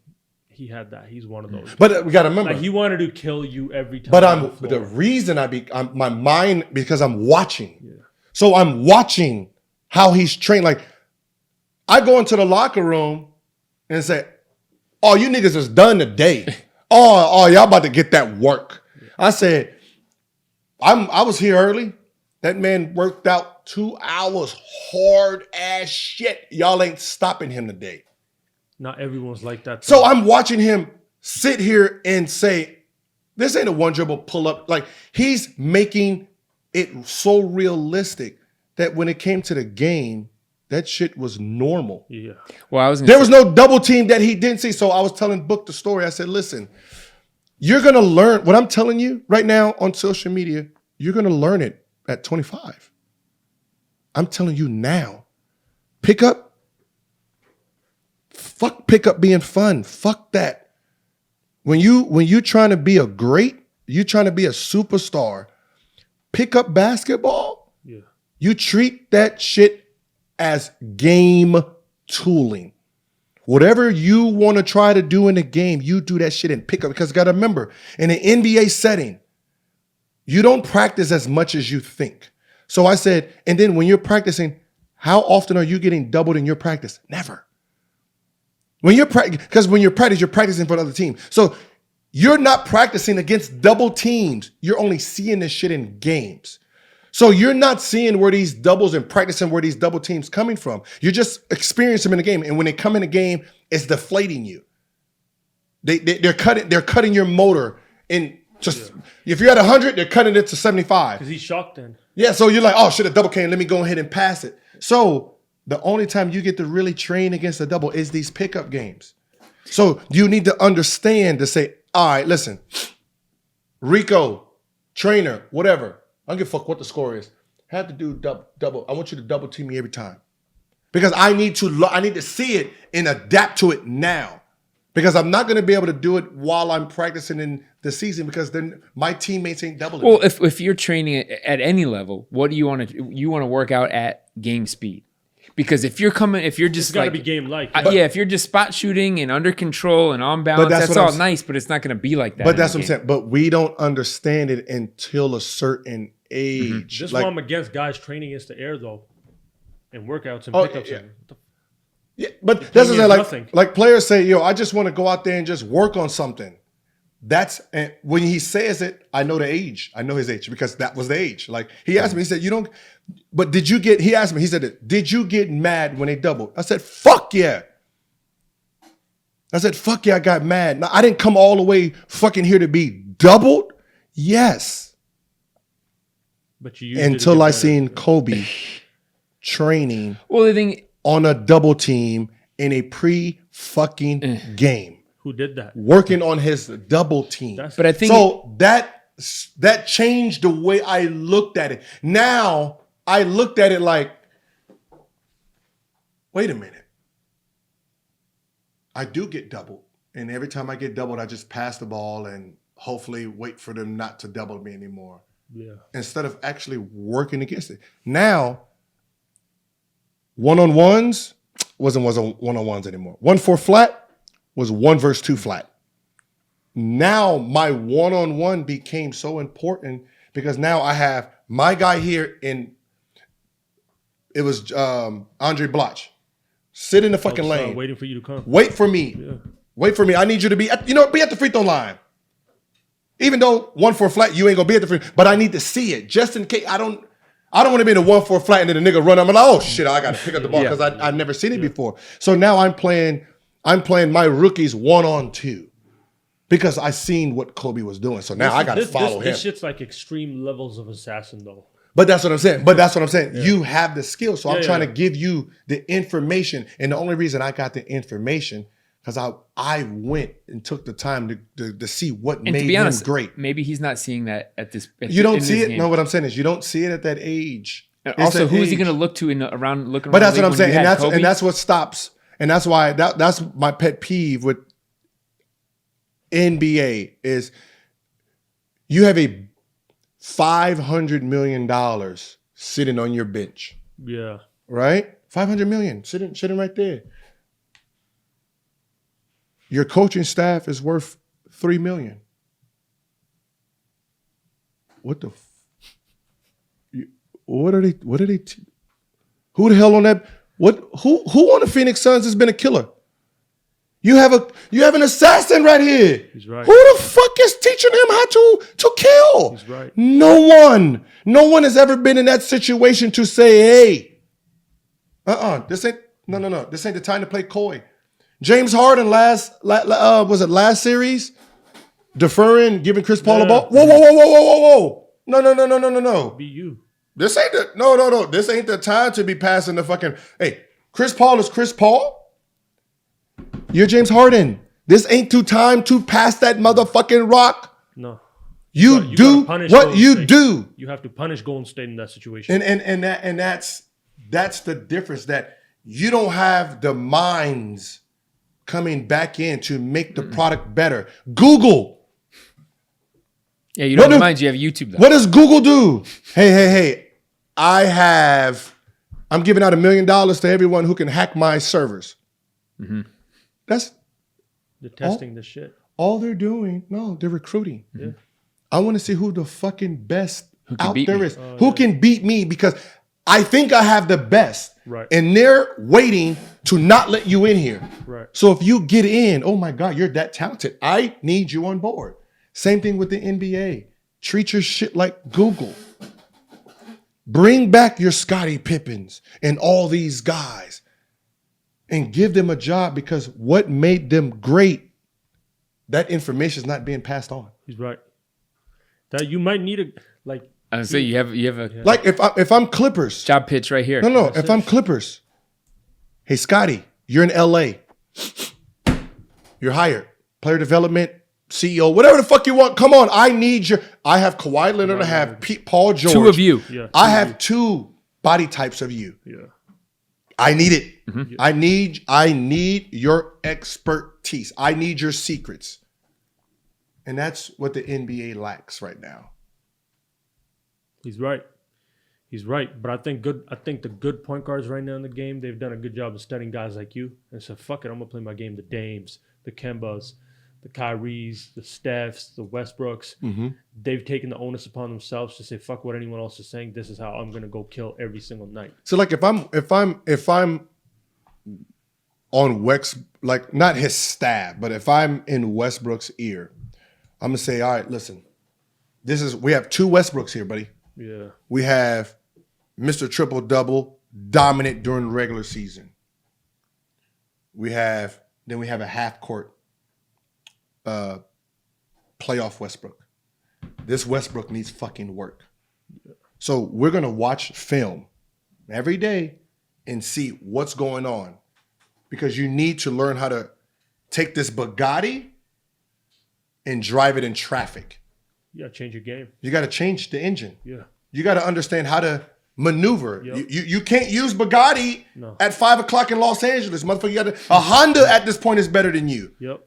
So you have to understand the rules of playoff basketball, which you always say, he's a pure hooper. Yeah. That's where hoopers excel. Small spaces. That's why Jamal Crawford's look great. That's why Lou Williams look amazing. Because in this small traffic, they know how to maneuver and create. Exactly.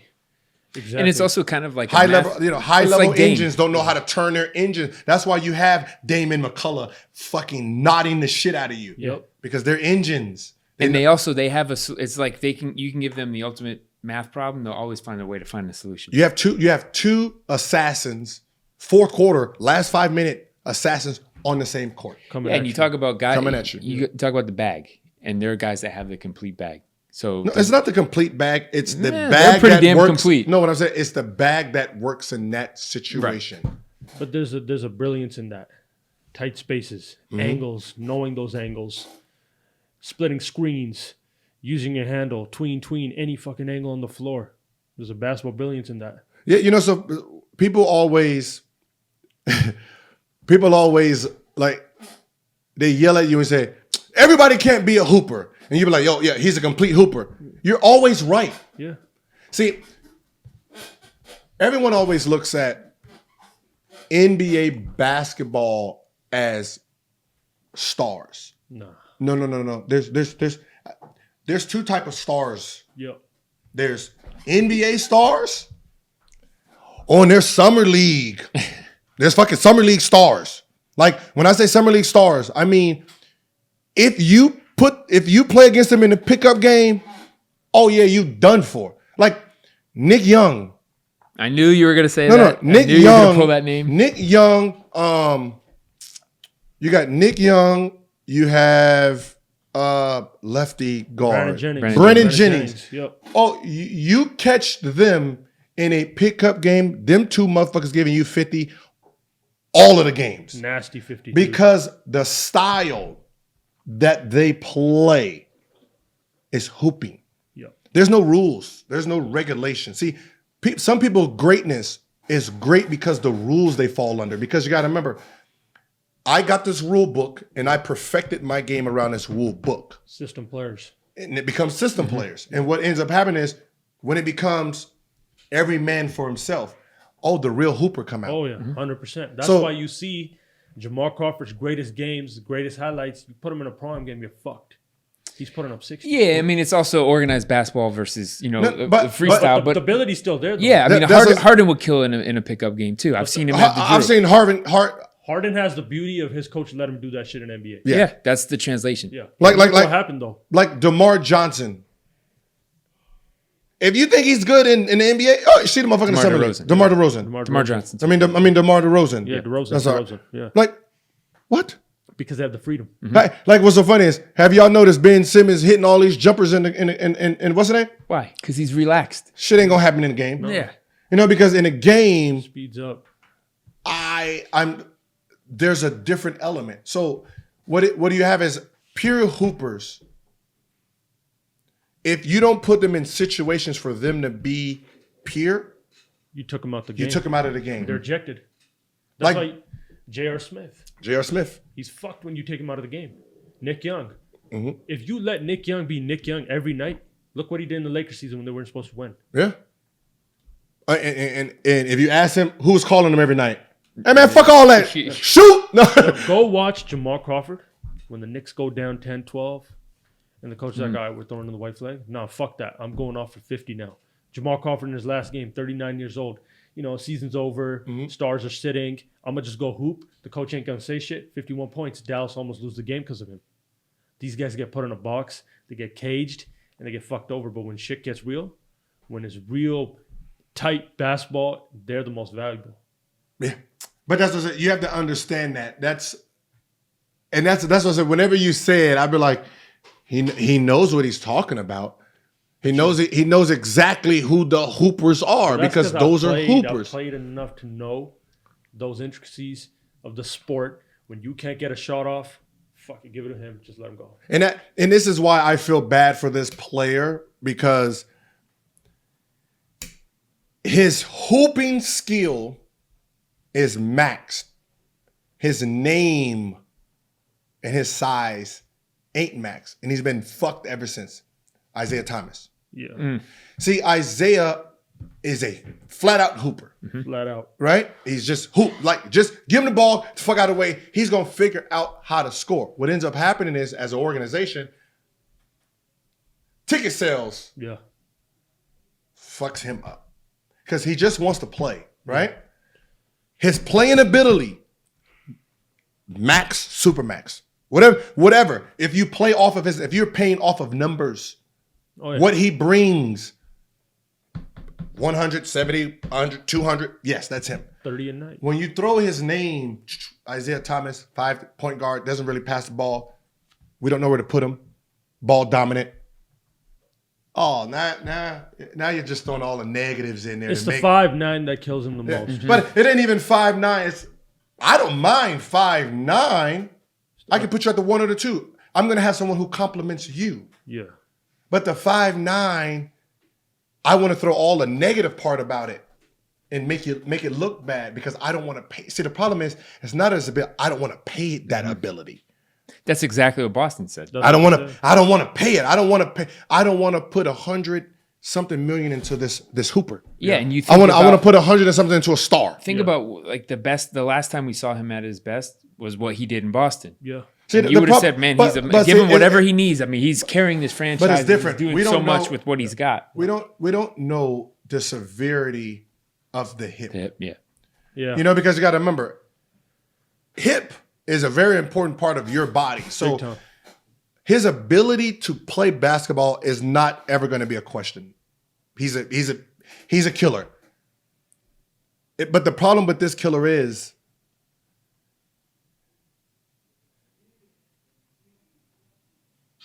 they're going to be forced to bring you off the bench unless you decide to take 1-year deals. Yeah. I mentioned it once. I said, if I'm his agent, I'm going to sit here and have this conversation with him. All right, look, you're going to be a hired for gun. I'm sorry. You're not going to be no one's going to make you their franchise. You are worth 5-year, 190. Yes. Fuck. But That's tough. But you're not going to get it. That's tough. But you're not going to get it. But if you do 1-year, $30 million deals, you're going to get it. See, as long as a team doesn't commit 5 years to you, you can max that 1 year. So this is the gamble. I think he's done it now, though. But that's what I said. This is the gamble. We can go 1 year, max every 1 year, or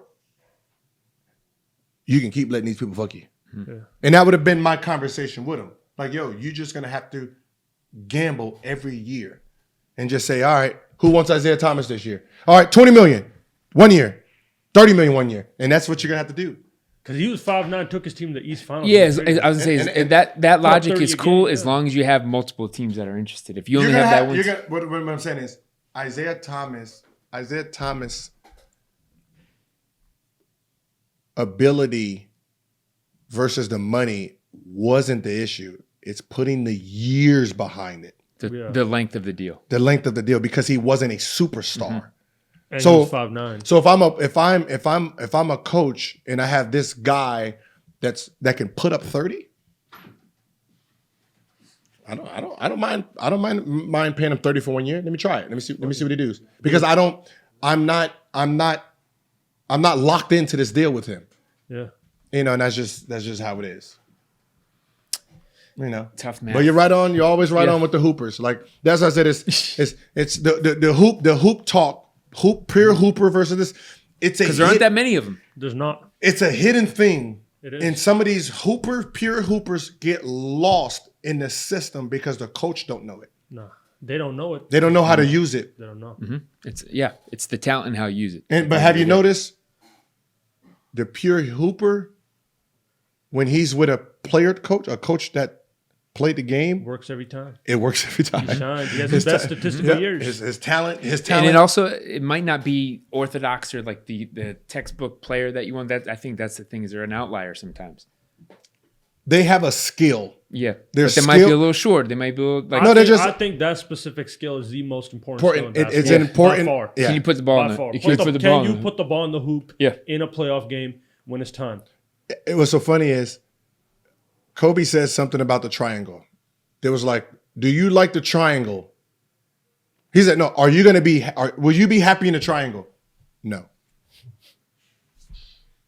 But I'll be happy enough to win a championship in the triangle. Mm-hmm. Yeah. You know, that was his answer. Yeah. Because he knew, Oh, yeah. this offense might not be For me, but I can sacrifice 4 championships Yeah. in this offense. He would have averaged 40 in his prime in an open offense. Yeah. But then you seen, as soon as he got out of that triangle, what's happening? Yep. Or not giving Kobe the last word here, but that's a statement only for the Mamba. There you go. Well, actually, we didn't even talk about this. We got some fresh off the press No Chill podcast. This dope shirt. Apparel. Hey, you know what the best part about the shirt is? It's got your face on your own shirt. When a white guy wears a black man's face. And it's not blackface. I don't know. It's funny. I just like Happy Halloween. We have something for market. I'm just gonna keep it at that. All right. Stay tuned how to get yours. How long you in soon town enough. for? I'm out tomorrow morning. Shit. Yeah, bro. We're going back to Canada. Yeah. Quick. I mean, are you going to go to any of the runs? You're going to go to the runs today? I might. What time is it? Yeah, I think they're over. Oh, they're starting right now, 3 o'clock. I'm starting early, like 1 o'clock. Oh, sorry. I'll find out. I've seen those runs so many times now, man. Yeah. It's great in there. There's another thing. Hooper's just going off. Yeah, James I mean, Harden. that's what's so funny is that's where I got my like I don't know if I ever explained like how like UCLA when I see, you know, like Steven Jackson. So you got to remember, LA is a different breed than everyone else, right? Absolutely. We have the ability, if you're from LA, to play pickup against other stars. So they're like, man, all these stars is friends. Yeah. No, it's always been like that. Always. You just ain't. You don't live here. You don't visit here. So what happens is when you come to LA once a month or twice in the summer, to you ready for bump. Yeah. But when they're playing 4 or 5 days a week, that's just regular basketball. Right. And that's what happens. And so when I was coming up, my swagger came against performing at UCLA. That's where his game opened up. That's where my game, like, you got to remember, I have the magazine of Rafer Alston, best point guard in the world. Mm-hmm. and I go to UCLA and I got to face up against them, and I got 6 out of the 9 points. Yeah. Oh, you can't tell me shit when I go back to high school. Then you What the fuck y'all talking about? Just off that, you could go average 40. Yeah, just off that, knowing that. But it's also back to that mindset of to be great, play against great players. Yeah. Yeah, but that's yes. So, yeah, but then, UCLA but gotta remember, is that, and then eventually UCLA became one of those things where hey, no doubling, everybody play straight up. Man, y'all ain't gonna disrespect me like that. Crazy as shit. This motherfucker can't guard me one-on-one. Better bring another one of you motherfuckers. Better come double. I don't give a shit who you leave. Double, and then when they leave, I'm not passing you the ball now.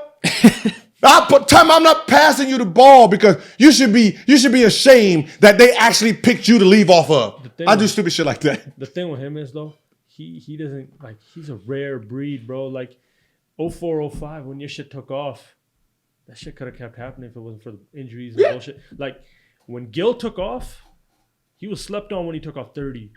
All-star fucking. No, you know why I remember? You know why you caught my eye back then? Fantasy basketball. But I was a fan of. But see, that's what it was the mindset. It was the mindset of me watching. You gotta remember, I'm watching. I'm coming to the gym early, seeing. He's a different breed, bro. He doesn't like. He wants everyone to be this way. But it's learning. I know. It wasn't that. But it's I was loving born the game, though. It's loving the game and wanting to kill. That's what it comes down to. Yeah, and also for you is the way you came up. But as I said, when I listened to Kobe during games, that's what I said.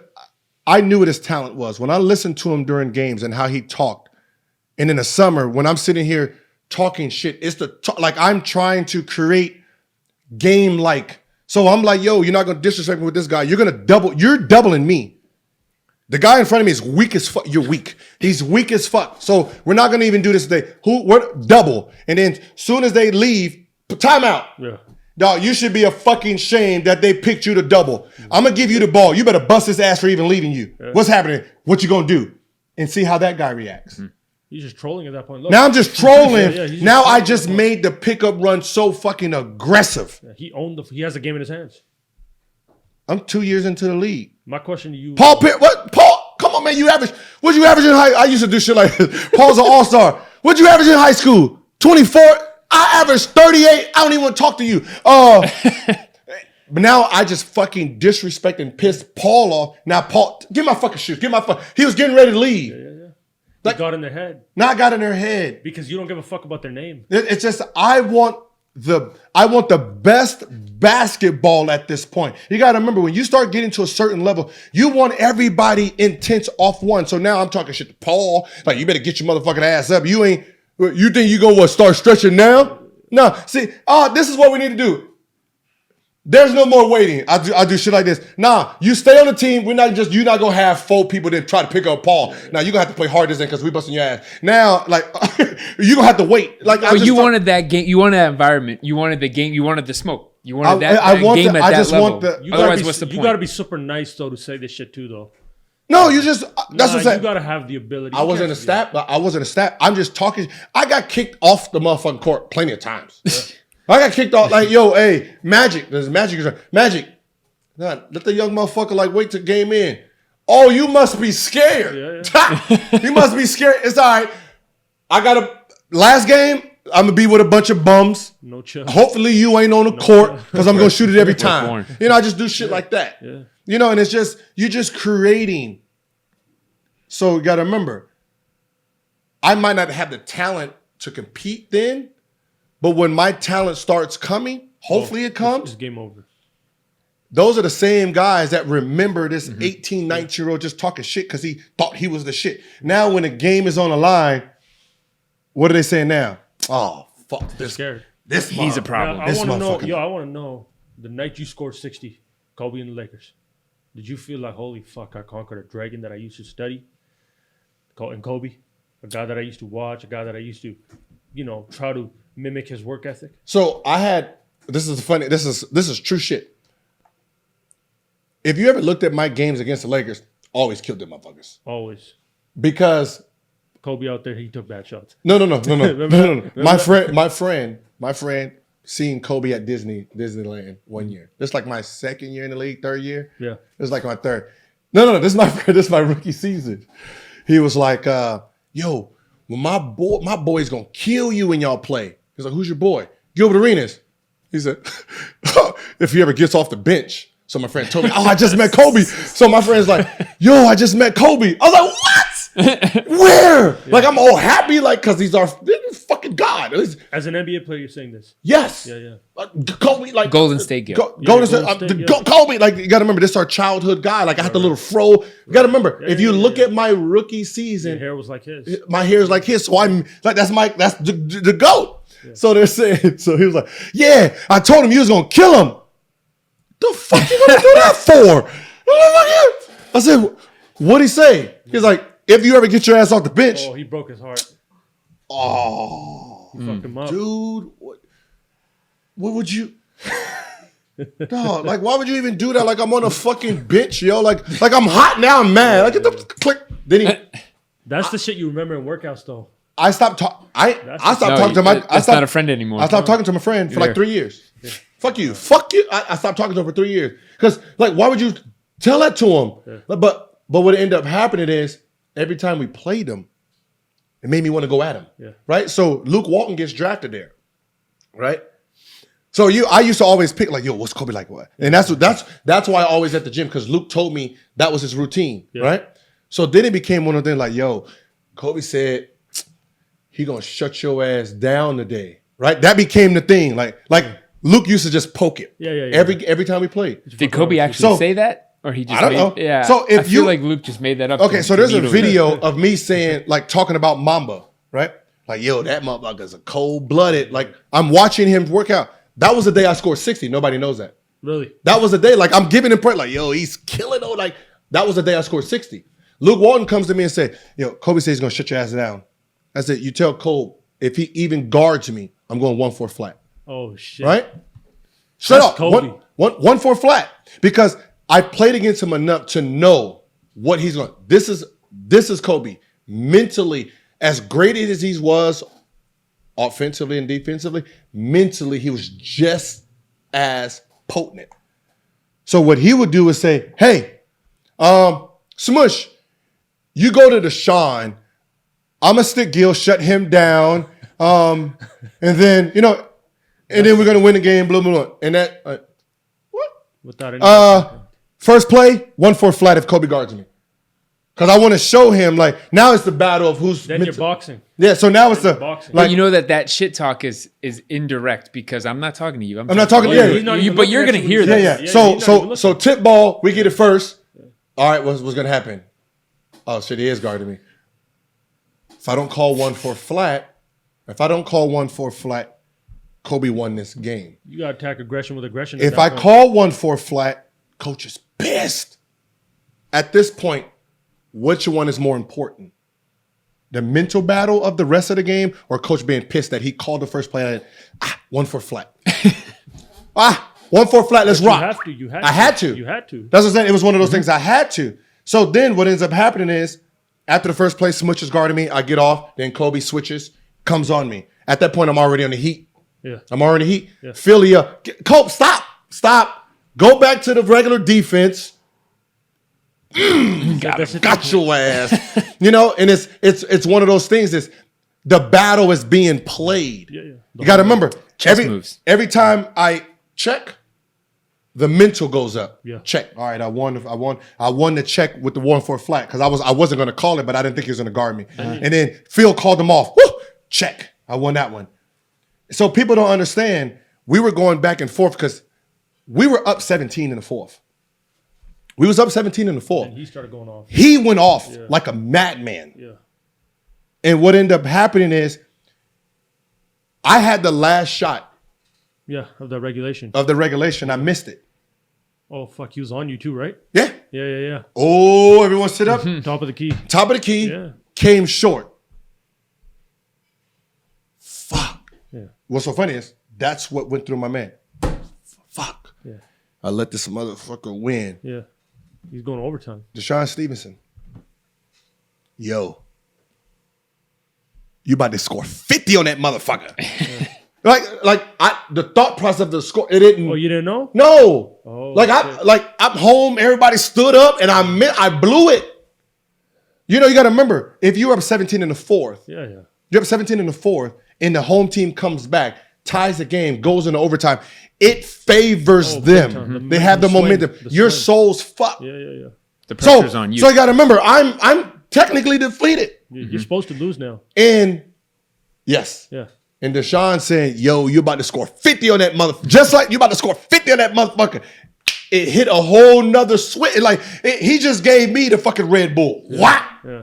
Like, oh shit, tip this motherfucker, let's go. And then that's how I scored 16 in the fourth quarter. Because you said fuck that. In the overtime. Because the thought process, like I said, I got defeated, then the teammate put the energy pack back in. Boom. See what situations are? Just a word. That's what I said. Just a word play. Just a word, yeah. Just a word. Score 50 of them. You about to score 50 of them. So I look up 44, like, oh shit, nigga, about to bop him. Yeah. Like that's what I said. But this man I didn't score in the last 3 minutes, missed the last shot. I'm done. Yeah. I'm done. Energy pack, boom, So, out of nowhere, random. And that's what I Hats said. off to Deshaun. But as I said, but that was it. So when I go into when I bow and do all that, Yeah.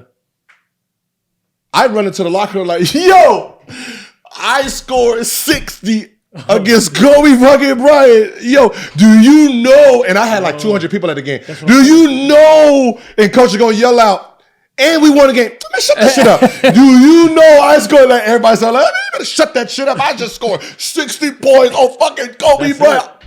I'm getting all the bitches now. And that was my fucking answer. That's it. I would have told Kobe I'm going to Disneyland. That's the peak. But that's the peak, though.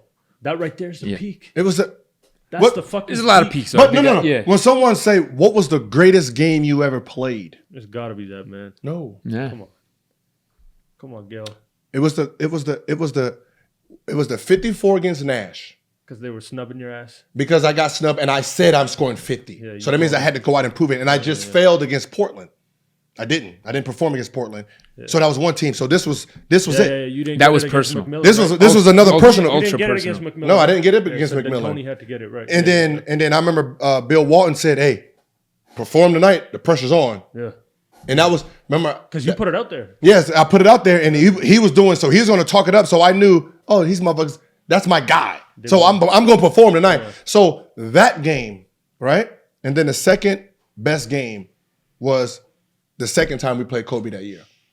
In Washington? Washington. Yeah. 37. Yeah. The reason that was more important is I have the baddest man on the planet gunning for me. Yeah. Blood for blood. Oh, he wants revenge because of what I did. At that point, he respects the fuck out of you. So now that game is to put me in check. Mm-hmm. It's to put me in check. I made a bet. Man. 35 plus easy against this nigga. That was my 35 plus. What? And he was like, I don't know, G8. Like, that motherfucking hot now. Thanos is coming for you. Oh, yeah. 35. Yep. I guarantee, like, I ain't gonna score 60. Like, the 60 was just a whole lot of things that went together. Man, 35 after a man is, like, he's after me is more important. 37. We lose the game, but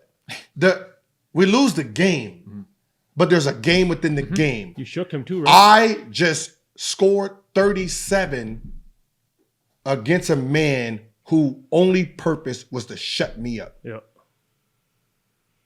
At his peak too. That is better to me than 60. 60 was just all the things fell in line. Man, I just can't imagine just fucking scoring 60 in Staples on Kobe, on the Lakers. And like, what the fuck was going through your head after the game? I'd sleep. I don't think I'd sleep. There was no sleep. Yeah. That's what I said. It was no sleep because it wasn't. That's what I said. Bro, I'd be jumping on my bed like a. It was a different. It's not like it wasn't. It wasn't one of those things where it's like, yo, I beat Thanos just for the night. Like, it was like, I won. You know, it's one of those. Like, when people ask me, that's why I never disrespected it. Yeah. Because what I did one time against a great, he does all the time. So I can't put myself in that realm. Yeah. I can just say, Oh man, I got him. I got him good. I got him good. I caught him off guard a little bit. But my proudest moment is when when he was on guard. I'm guarding you. Yeah. I'm guarding you because you got to remember, if you look at the highlights, everybody see all the highlights. If you notice, in the gold uniform, there was really no highlights against Kobe. No. Like that. There was. Like shots. Yeah. In that white uniform is when you Shaking seen him the crossovers. on him. Wow. Because you're coming for me now. Now, this is the real test of actually what I am. Yeah. So me walking away with 37 was like, all right. Yeah, it was a nasty 37. All right, this league can't guard me now. Imagine how Kobe felt after that, though. You walk away saying he's the same type of breed as AI. Yeah. This league, y'all can't guard me now. Oh, yeah. See, 60 didn't give me the 60 and the 54, then the 51. It gave me like, all right, I'm here. Yeah. The 37 against a man who's trying to stop me gave me the, all right, it's over for the rest of this league. And Like Mike, ultra confident. Yeah, it gave me. That's what I said. It gave me the confidence that you wouldn't think 37 will give you. Swag on 1,000. Yeah. 1,000. And Mike, this is my thing with the Jordan Kobe debate. I know we got to end off. I don't think Jordan had these types of dogs coming at him on an 82 game span at their peak on the perimeter night after night. He didn't see. Trying to get you 40. I would say Detroit. No, it's not really. That was one Not- series. But That they had their own strategy against one man. That was unique for that time. To Kobe, because he had 45 himself, though. Like, he had to go do him. Yeah. And he had to worry about a battle within a battle with a dog. But the team era, I would say the Detroit Bad Boy Pistons and Boston. It was he was teams. younger. They were teams, teams. yeah. The guys that the real classic Jordan matchups. I mean, Dominique maybe. But I said it was teams. Like These it was, guys get up more Yeah. for battles within battles with other fucking megastars. It's just And a I also boxing just think match. Jordan was at a level I agree. way above everybody anyway. Yeah, that's what I said. It was more like He had no one that Jordan could was playing come. against teams. Yeah. Yeah. Like he didn't. That's what I said, he didn't care about individuals. But yeah, I gave him 41 too. Oh yeah. But He gave AI 47. yeah, that's what I said. I gave the Jordan Jordan story I forgot about. I gave When you Jordan or 40 that era, but But I didn't get that. You know what's so funny? That boosted me a couple years. Yeah. But it was one of those things where I gave him 41. Like, oh yeah, hey, I gave Dad MJ 41. Here, my dad. He didn't guard you like that. Yeah, he did. When I was going 1-4 flat, Jordan did. He ripped me at the end, but I gave him 41 and we won. He was a little stronger than I thought off the 1-4 flat because come on, I already seen Iverson, so you already know I was gonna mimic that shit. Oh, that motherfucker hit me with that glove hand, boop, boop, snatch that shit. Like, yo, that motherfucker kind of strong on the, So, but that, and then Kobe gives him 55. Yeah. In 03. 42 in the fucking first half. You want to hear the story? Do you want to hear the story about it? I'm down.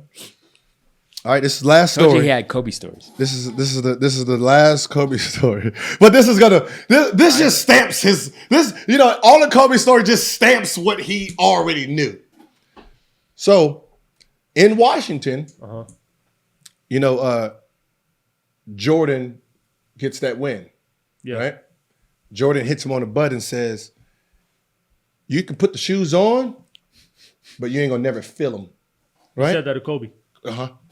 The 8s. He had the 8s on, right? Yeah. Yeah. You're never gonna feel them. You're never gonna feel these shoes.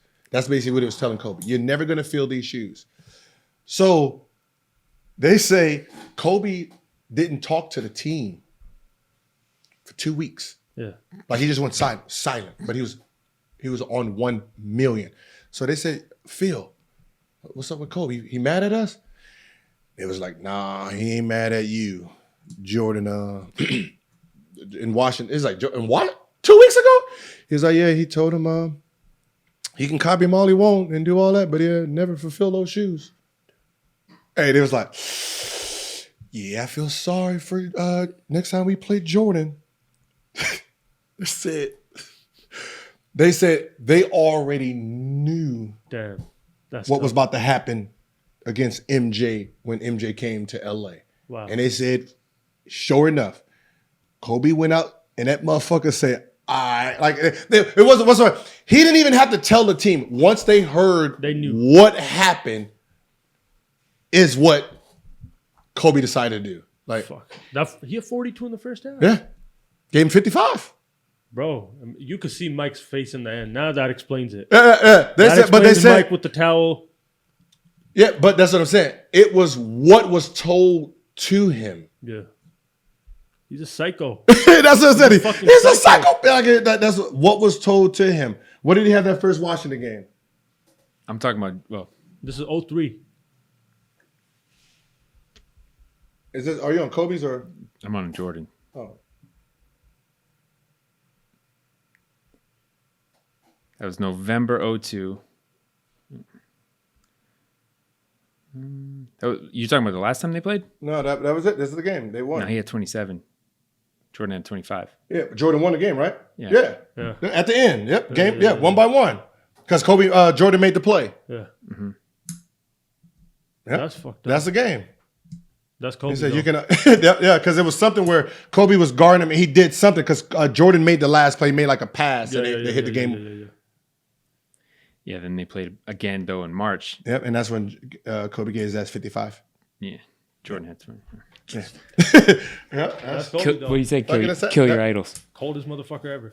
Jordan was 40 at that point. But that's what I said. That's what made Kobe. He was a psycho. Yeah. He was a fucking psycho. Man, that's what people don't understand. Jordan was on another level of. He was too. He pretends it's funny, but he was a psycho too. But I'm watching. Yeah, that's what I said. Like, I can't take credit because I'm watching a psychopath. Yeah, you saw it. Like I'm watching. I'm Luke. He had 55 today. What happened? This is not a story. Probably Luke don't want me to tell this one, but I'm gonna tell it any goddamn way. Sorry, Luke. There was a New York game, and if anybody ever pull up this footage, I know. Knicks. The Knicks. They're playing the Knicks. Luke in the garden. Kobe's got doubled. He passes to Luke on the back door. Luke passes back to Kobe.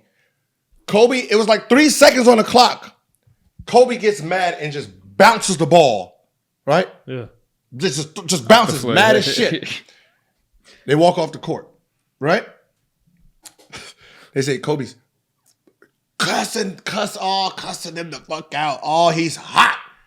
Because he's like, and then he was like, if the motherfuckers ain't ready, don't put him in the game. You should be ready to shoot. Like, Luke was like, well, you hot. Like, you gave me the ball, I passed it back. Like, and they said Kobe was on such a high level of anger just because he didn't shoot that ball. Fuck. He was like, the only reason the motherfuckers in the league, because daddy. Hey, yo, I started when Luke told me that story. I said, yo, that is hilarious. Oh, my God. Like, Gil, do you think? No, motherfucker, he knows you know how to play. That's he why was just saying that to be hurtful. That's why he gave you the ball. Now he's challenging you to make plays. But that's still funny as fuck that he's that mad to say that. Damn. Like, but because if you watch the replay, no, Kobe could have did what Kobe does and shot that, but he was so angered that he got the ball. He'd rather spike the ball than shoot it. That he'd rather spike the ball. That's where his greatness was. Like, my greatness said, Yeah. I made the play for you. You fucking shoot it. Yeah. Don't be no fucking donkey and pass me the ball back. Like, no. That's the difference. MJ would have shot it, or his teammates would. No. It has nothing. No. That's what I'm saying. 6 rings. No, think about it. 6 rings. I'm out. No. It had nothing to do with the win. That's what I said. It had nothing to do with the win. I trusted you, and I made the play to you. That's like Steve Kerr. Instead of when Jordan made the play to Steve Kerr, that's just like Steve Kerr passing the ball back. Jordan, like, what the Steve fuck? Kerr wouldn't do that. What the fuck are you doing? Like, that was the best play. That's why I made it. Right. Luke was like, I just got in. I mean, only reason you're in the league is your fucking daddy. Like, hey, that just broke me to tears, bro.